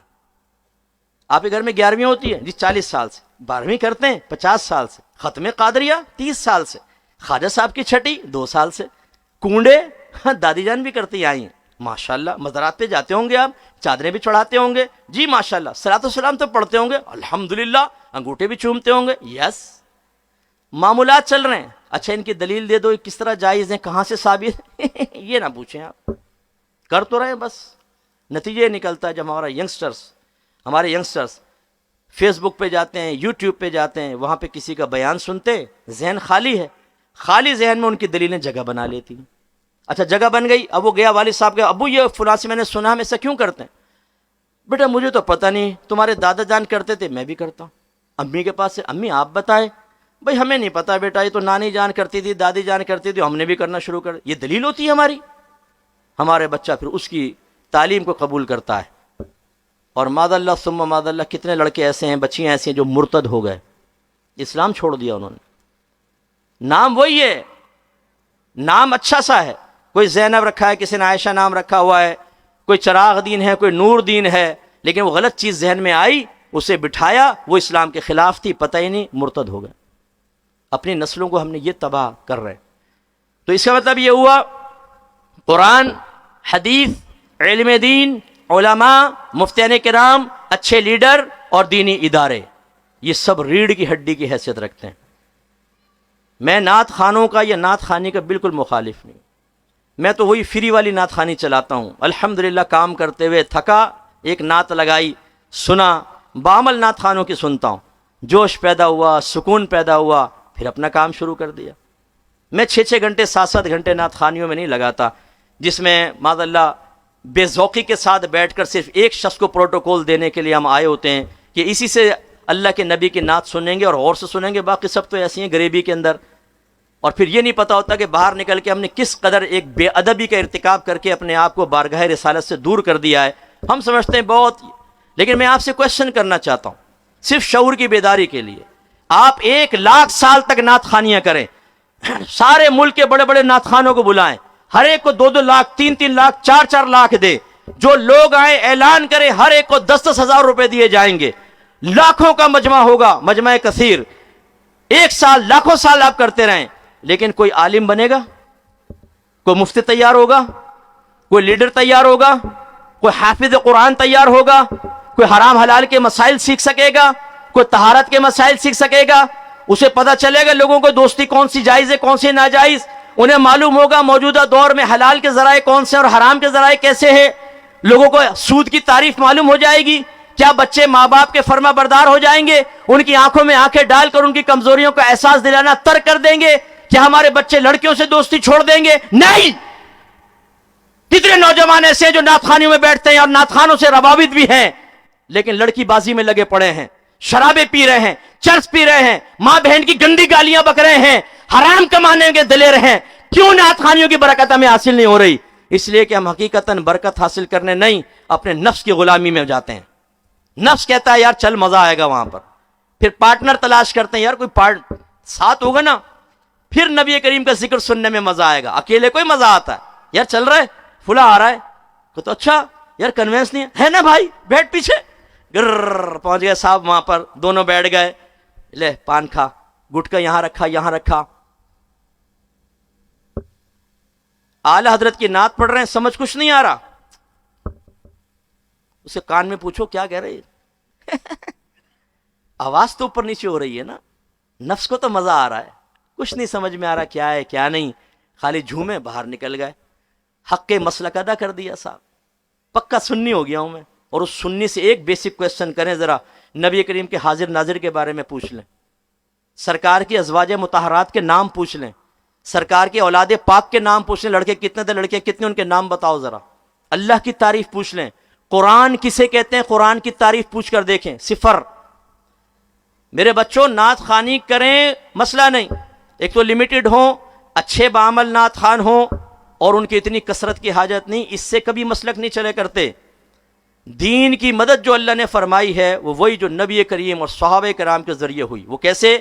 دین قبول کیا صحابہ نے، استقامت پذیر رہے، رول ماڈل بنے، قرآن سیکھا، حدیث سیکھی، محفوظ رکھا، دوسروں کو سکھایا، علماء بنائے، مفتیان کرام بنائے، مجتہدین تیار ہوئے، مجاہدین تیار ہوئے، دین کے نام پر اپنی جانیں قربان کی، وقتی جدائیاں برداشت کی، تکلیفیں اور اذیتیں برداشت کی، اور قیامت تک کے لیے دین کو زندہ کر کے چلے گئے۔ بس آپ کو مجھے یہ کرنا ہے۔ میں آپ سے کویسچن کرتا ہوں، مجھے جواب دینا ہوگا آپ کو۔ آپ کی والدہ کا آپ پر حق ہے؟ بولیے، زور سے بولو ذرا، آپ کی والدہ کا حق ہے آپ پر؟ کوئی نہ کوئی حق ہے نا؟ والد کا حق ہے، بیوی کا حق ہے، بچوں کا حق ہے، آپ کے ماتحت کا حق ہے، کچھ دین کا بھی حق ہے یا نہیں ہے؟ کریں اپنے آپ سے سوال، دین کا کوئی حق نہیں ہے ہمارے اوپر؟ اسی کی برکت سے تو جنت ملے گی۔ ورنہ کہ ہندو بھی نیک ہو سکتا ہے بظاہر کہ اپنی ماں کی خدمت کرے، باپ کی خدمت کرے، غریبوں کے اندر چیزیں تقسیم کرے، این جی اوز قائم کر لے، اور بلا امتیاز جیسے باہر کے این جی اوز ہوتی ہیں، مسلمان ہیں کافر ہیں سب کو وہ کھلا رہے ہیں پلا رہے ہیں انسانیت کے نام پر، لیکن کیا وہ جنت میں جائیں گے؟ نہیں. کیوں؟ دین نہیں ہے. انہیں دنیا میں اللہ عزت دے دے گا، آخرت میں کچھ بھی نہیں ہے. یہ دین کی برکت ہے کہ یہ ہمیں جنت کے اندر لے کے جائے گی. اس لیے میں آپ سب سے گزارش کرتا ہوں، سمجھیے دین کا بھی ایک حق ہے جو آپ کو مجھے ادا کرنا ہوگا، اور پھر میدان محشر میں جو وی وی آئی پی پروٹوکول ملنے والا ہے وہ دین کی برکت سے ملے گا، وہ دین کی تعلیمات پر عمل پیرا ہونے سے ملے گا. لہذا جو ہم نے باتیں عرض کی اب ان کی طرف آ کر ہمیں وہ اختیار کرنی ہے، اور وہ کیا ہے؟ نمبر 1 ہمیں عالم اور مفتی تیار کرنے اور لیڈر تیار کرنا ہے. اس کے لیے خدا را 2 طرح کے کام کیجئے. ایک افرادی قوت فراہم کریں، آپ خود عالم بنیں، مفتی بنیں. اپنے بچوں کے لیے نیت کریں کہ ایک بیٹا ایک بیٹی کو میں عالم اور مفتی بناؤں گا. لیڈرشپ کا بھی ذہن میں نہ رکھیں، انشاءاللہ بچے پڑھیں گے، اللہ تعالیٰ ان کو ابھارے گا، وہ اچھا کام کریں گے، انشاءاللہ اچھے اچھے لیڈر پیدا ہوں گے. ہم جس طرح محنت کر رہے ہیں، رات دن ہماری اکیڈمی میں ہم علماء کرام پر محنت کر رہے ہیں، مفتیان کرام پر، لڑکوں پر، لڑکیوں پر. ہمارے حفظ و ناظرہ کا نہیں ہے، یہ بچہ بھی ہمارے ادارے سے فارغ شدہ ہے. امجد صاحب نے بھی مجھے سعادت بخشی ہے، شروع میں علم دین سیکھا ہے اور ماشاءاللہ ہماری اکیڈمی سے فارغ شدہ ہیں. ایسے سینکڑوں بچے ماشاءاللہ سیکھ کر عالم بن کر اپنے ادارے کھول کر، ہمارا مشن ہے عالم اور مفتی تیار کرنا. اور انشاءاللہ میری یہ بات لکھ لیں، پتہ نہیں میں زندہ رہوں یا نہ رہوں، ایک وقت آئے گا انشاءاللہ آپ سینکڑوں لیڈرز دیکھیں گے اہل سنت میں، اور جب دیکھیں گے ان میں آپ کاؤنٹ کر کے دیکھیے گا انشاءاللہ مجھے یقین ہے اس میں ایک بڑی کثیر تعداد کا تعلق الفرقان اسکالرز اکیڈمی سے یا اس کے جو شاگرد رہے ہمارے علماء تیار ہوئے ان کا حصہ ہوگا، کیونکہ ہمارا مشن ہے. آپ سب اہل سنت تقریباً بیٹھے ہوئے ہیں، میں آپ سے پوچھتا ہوں عورتوں میں آپ کا لیڈر کون ہے؟ جواب دو نا ذرا مجھے. سوائے سر شرم سے جھک جانے کے اور کوئی نہیں ہے. ایک بھی عورت لیڈر نہیں ہے ہمارے درمیان جو عورتوں کو ڈیل کرے، ان کو لیڈ کرے اہل سنت کی. دوسرا، اس کے لیے آپ نے کیا کوشش کی؟ پھر سر جھک جائے گا. تیسرا، آپ نے اس کے لیے کچھ سوچا؟ کبھی سوچا آپ نے کہ عورتوں کا بہت بڑا حصہ کچھ ایسی عورتوں کی طرف چلا جاتا ہے کہ جو ہمارے مسلک اور مذہب کی نہیں ہیں، اور وہ بعض اوقات تو کفریات ذہن کے اندر بھر جاتی ہیں، ان عورتوں کا کیا بنے گا؟ سوچا ہے کبھی؟ پھر ہمارا سر شرم سے جھک جائے گا. بے حسی، بالکل سخت دلی دین کے ساتھ. تو اس لیے اب جیسے یہ بچہ نے ماشاءاللہ دیکھیں کتنے حافظ تیار کیے، 1 سال ہو گیا ان کے ادارے میں درس نظامی بھی ہو رہا ہے. میں نے پوچھا تھا کہ بچیاں پڑھ رہی ہیں کہ نہیں، انہوں نے بتایا کہ نیکسٹ ایئر سے انشاءاللہ بچیوں کو بھی، کیونکہ ابھی جگہ کی تنگی ہے، انشاءاللہ وہ بھی آئیں گی. تو میں آپ سے گزارش کرتا ہوں آپ خود بھی آئیے، اپنے بچوں کو لائیے، ان کے ادارے میں داخل کرائیں. اور جہاں اہل سنت کے کام کر رہے ہیں، ہمارے اندر کوئی تنگ نظری نہیں ہے، بالکل تنگ دلی نہیں ہے. اہل سنت کو ہونا چاہیے، ادارہ اچھا ہونا چاہیے، آپ وابستہ ہوں، عالم بنیں، مفتی بنیں، اپنے بچوں کو لے کر آئیں، تاکہ جب بروز قیامت پوچھا جائے کہ قرب قیامت کے وقت اگر اللہ تعالیٰ فرمائے کہ میرے دین کو تقویت دینے والے کون ہیں، تو ہم فخر سے کھڑے ہو جائیں کہ اللہ تعالیٰ میں خود بھی آیا، میں نے زوجہ کو عالمہ بنایا، اپنے بچوں کو عالم مفتی بنایا، بچیوں کو عالمہ مفتیہ بنایا. اے اللہ میں نے ادنا سی کوشش کی، انشاءاللہ عزت ملے گی. ایسا نہ ہو کہ ہمارا سر شرم سے جھک جائے کہ واقعی میں نے تو دین کے لیے کبھی نہیں سوچا. میری شرٹ، میرا ہیئر اسٹائل، میرے دوست، میری سگریٹ، میرے پان، میری جاب، میری بیوی، میرے بچے، میرے ماں، میرا باپ، میرا کاروبار، میرا گھر، میری اسکوٹر، میری کار، اس سے باہر ہی نہیں نکلا. میں تو میرا دین تو کبھی نہیں آیا میری زبان کے اوپر کہ میرا دین. کیا پھر میدان محشر میں ہمیں فخر حاصل ہوگا؟ یہ شرمندگی ہوگی. دوسرا یہ کہ مالی سپورٹ. صحابہ کرام علیہم رضوان نے جب سرکار نے چندہ مانگا ہے نا دین کے لیے، یوں لا کر دیا. صدیق اکبر کا واقعہ آپ نے سنا، پورے گھر کا سامان لا کر دے دیا. ہم تو آپ سے یہ نہیں کہتے کہ آپ پورا سامان لے کر آئیں. جب حضرت عثمان غنی رضی اللہ تعالی عنہ نے جیش عسرہ کے لیے مال دیا، سرکار خوش ہوئے. سونے کے سکے تھے، پلٹتے تھے، سرکار چہرہ ایسا چمک رہا تھا، دمک رہا تھا. اور سرکار نے فرمایا اے عثمان، آج کے بعد کوئی گناہ تجھے نقصان نہیں پہنچا سکتا. اس کی تشریح بیان کی کہ عثمان، اللہ نے تیرا یہ صدقہ ایسا قبول کیا کہ آئندہ تجھ سے کوئی خطا کا ارتکاب ہوگا ہی نہیں، گناہ ہوگا ہی نہیں کہ نقصان پہنچا. ایسا سرکار خوش ہوئے، جنت کی بشارت عطا فرمائے. تو اپنا مالی سپورٹ دیجیے.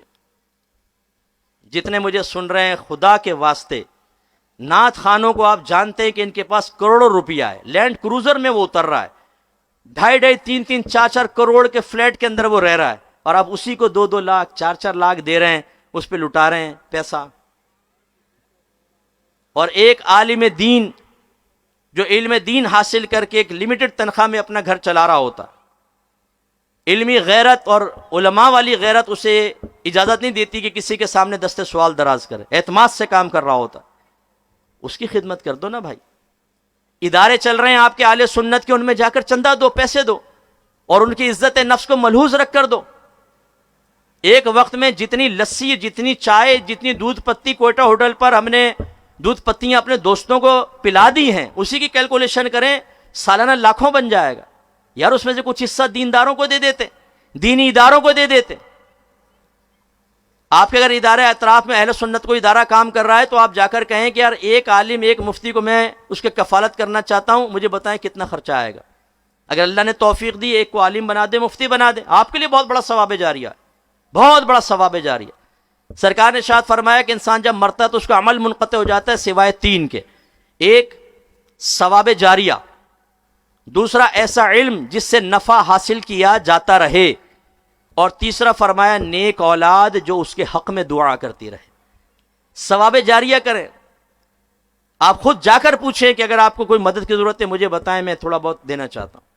میرے آقا صلی اللہ علیہ وسلم فرماتے ہیں خدا کی قسم صدقے سے تمہارا مال کم نہیں ہوگا. قسم کھا کے فرمایا. اس کا مطلب اللہ کی راہ میں دیں گے مال کم نہیں ہوگا. مطلب کیا ہے؟ اللہ تعالیٰ اور برکت دے گا اور نواز دے گا آپ کو. تو اداروں میں آپ مالی سپورٹ فراہم کریں. اپنے بچوں کو اگر حافظ بنا سکتے ہیں حافظ بنائیں، لیکن ساتھ ساتھ عالم دین بھی بنائیں. اب ہماری اکیڈمی میں ہمارے سنڈے کے اندر 8 ایئرس کا اسکالر کورس ہوتا ہے. 7 سال میں عالم بنا رہے، 1 سال میں ہم افتاح کورس کرواتے ہیں، اور اس میں دینی طالب علم کا داخلہ منع ہے. Only engineer, doctor, professor, bankers, ہاؤس وائفز، جاب کرنے والے. اور جو میری بڑی کلاس ہے 7ویں سال میں دور حدیث میں، اور 100 سے ابو اسٹوڈنٹس باہر کے لوگ ہیں نا، آ رہے ہیں، اس زمانے میں بھی آ رہے ہیں. اگر آپ کہیں مفتی صاحب تو بڑھ کے مار رہے ہیں، دیوانے کی بڑھ کے، ارے آئے ہماری اکیڈمی کے اندر، ہم دکھاتے ہیں آپ کو.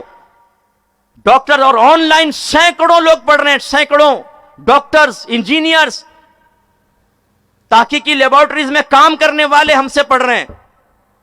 آپ کہاں پہ ہیں؟ آپ کیوں غفلت کے اندر ہیں؟ آئیے قریب اور اداروں کو تقویت فراہم کریں، مالی سپورٹ فراہم کریں. پھر ایک وقت آئے گا انشاءاللہ، مجھے اللہ کی رحمت سے امید ہے، ان تنصر اللہ ینصرکم، اللہ تعالیٰ تمہاری امداد فرمائے گا. آج الحمدللہ عزت اور عروج ہے.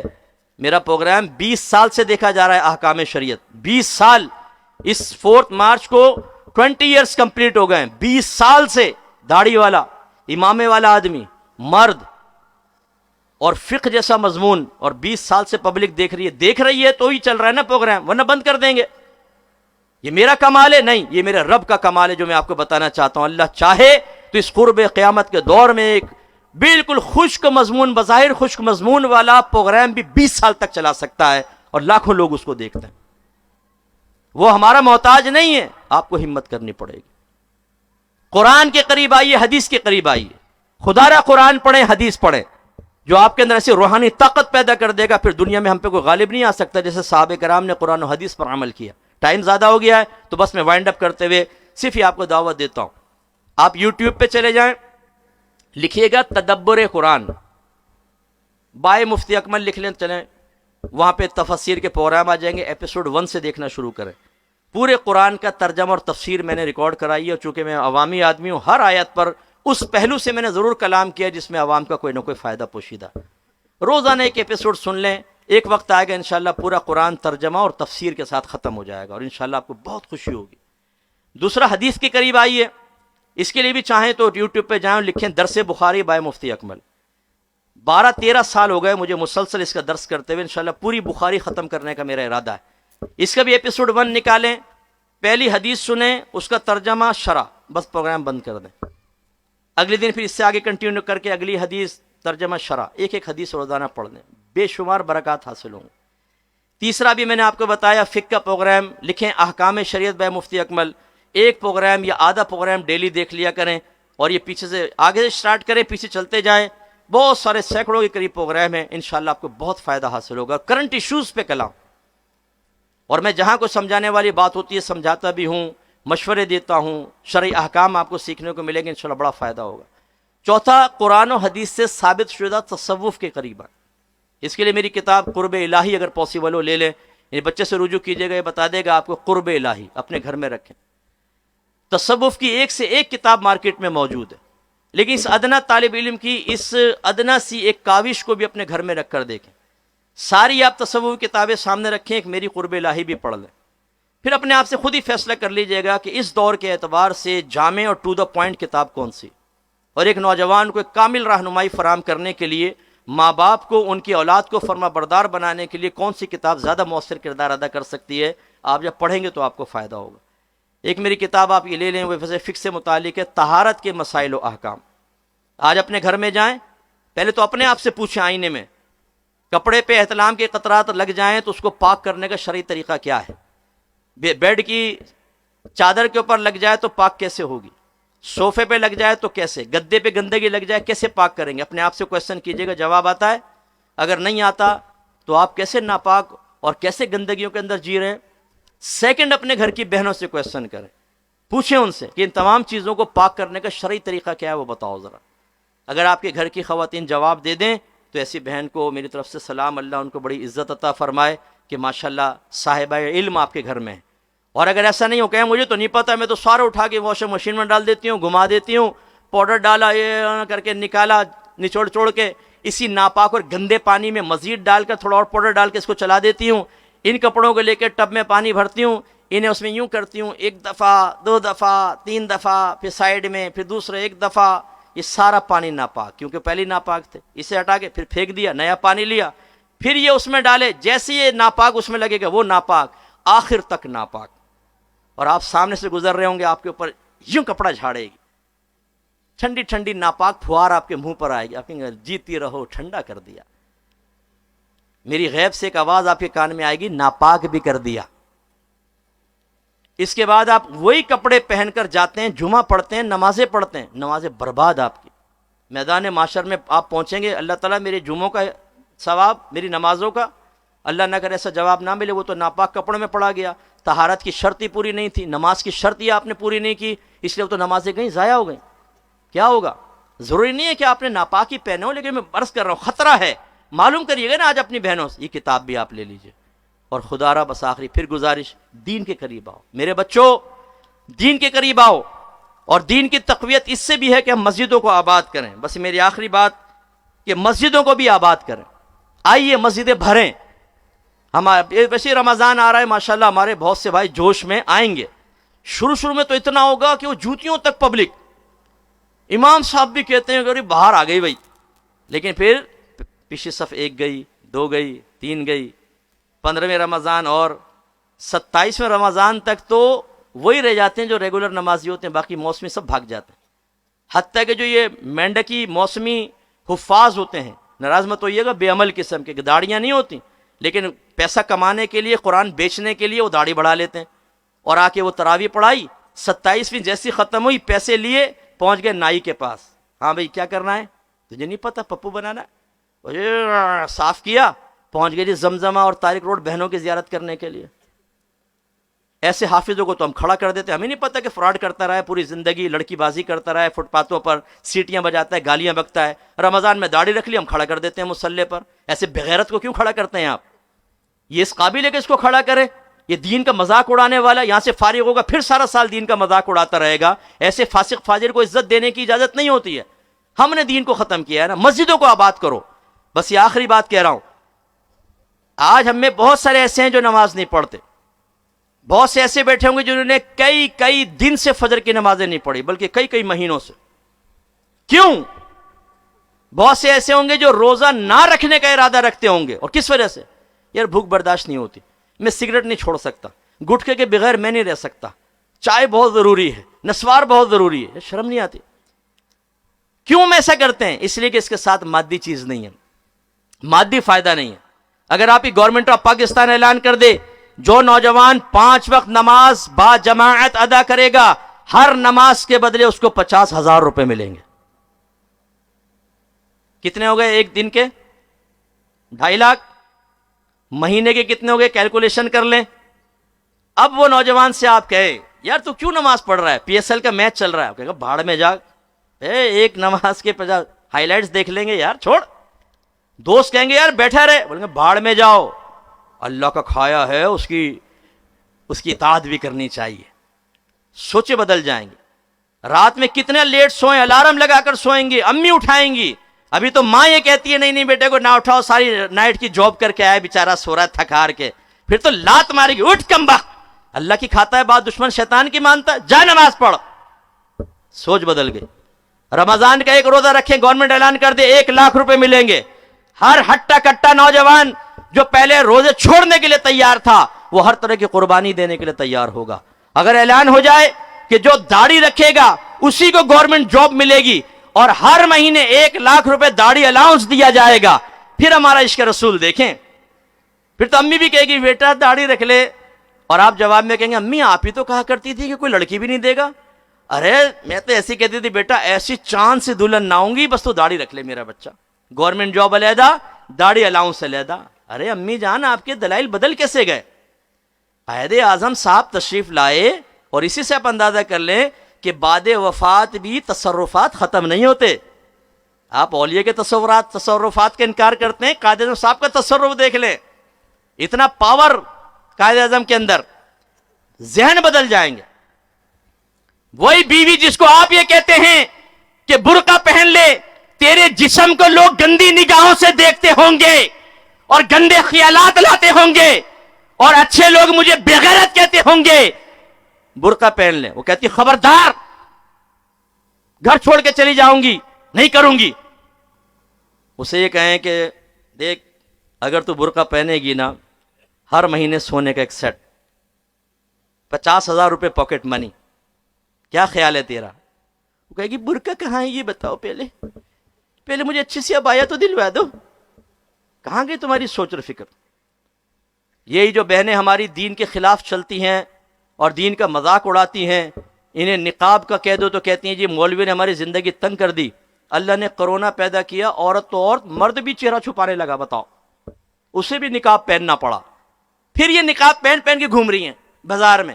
پہلے تمہیں کہا تھا نقاب پہن لو تو مولوی ہوگا بیڑا غرق ہو جائے, لیکن کرونا صاحب تشریف لائے تو سلوٹ کیا, کرونا تجھے سلام, اور یہ پہن لیا صاحب. اللہ تعالیٰ نے بھی دنیا کی ہر عورت کا نقاب کروا دیا. اس سے پتہ چلا اللہ تعالیٰ ہمارا محتاج نہیں, چاہے تو عورتوں کے چہرے ڈھک دے, انگریزنیوں کے منہ ڈھک دیے, بتائیے, مسلمان تو دور کی بات. تو یہ جو ہماری ایک روش ہے دین سے بغاوت والی, خدا را اس کو ختم کریں. آئیے دین کی طرف, آئیے مذہب کی طرف. کوئی ہمیں دیکھے تو کہے یہ ہے نبی کریم کا سچا غلام, ہمیں کوئی دیکھے تو کہے کہ ہاں یہ ہے دین کا محافظ, دین کو پروٹیکشن دینے والا. ہماری اپنی شناخت ہے, پہچان ہے. مجھے امید ہے انشاءاللہ آج کے بیان کو آپ تھوڑا سا غور سے سماعت فرما کر اپنے ذہن میں محفوظ رکھ کر تھوڑا سا غور و تفکر کریں گے اور اپنی عملی زندگی میں تھوڑا سا چینج لے کر آئیں گے. اللہ تعالی ہم سب کو عمل پیرا ہونے کی توفیق عطا فرمائے. وآخر دعوانا ان الحمدللہ رب العالمین. میری کوئی بات آپ کو ناگوار گزری ہو, کوئی انداز سے آپ ہرٹ ہوئے ہوں, پہلے کسی بیان سے کوئی بھی ہوا, میں سب سے معافی کا خواستگار ہوں. میں جلد تک اڑتا ہوں تو ایسی باتیں کہہ دیتا ہوں, باقی میں ادنا ہوں آپ اعلیٰ ہیں, مجھے معاف کر دیجیے گا. اللہ تعالیٰ معافی کی بھی توفیق عطا فرمائے.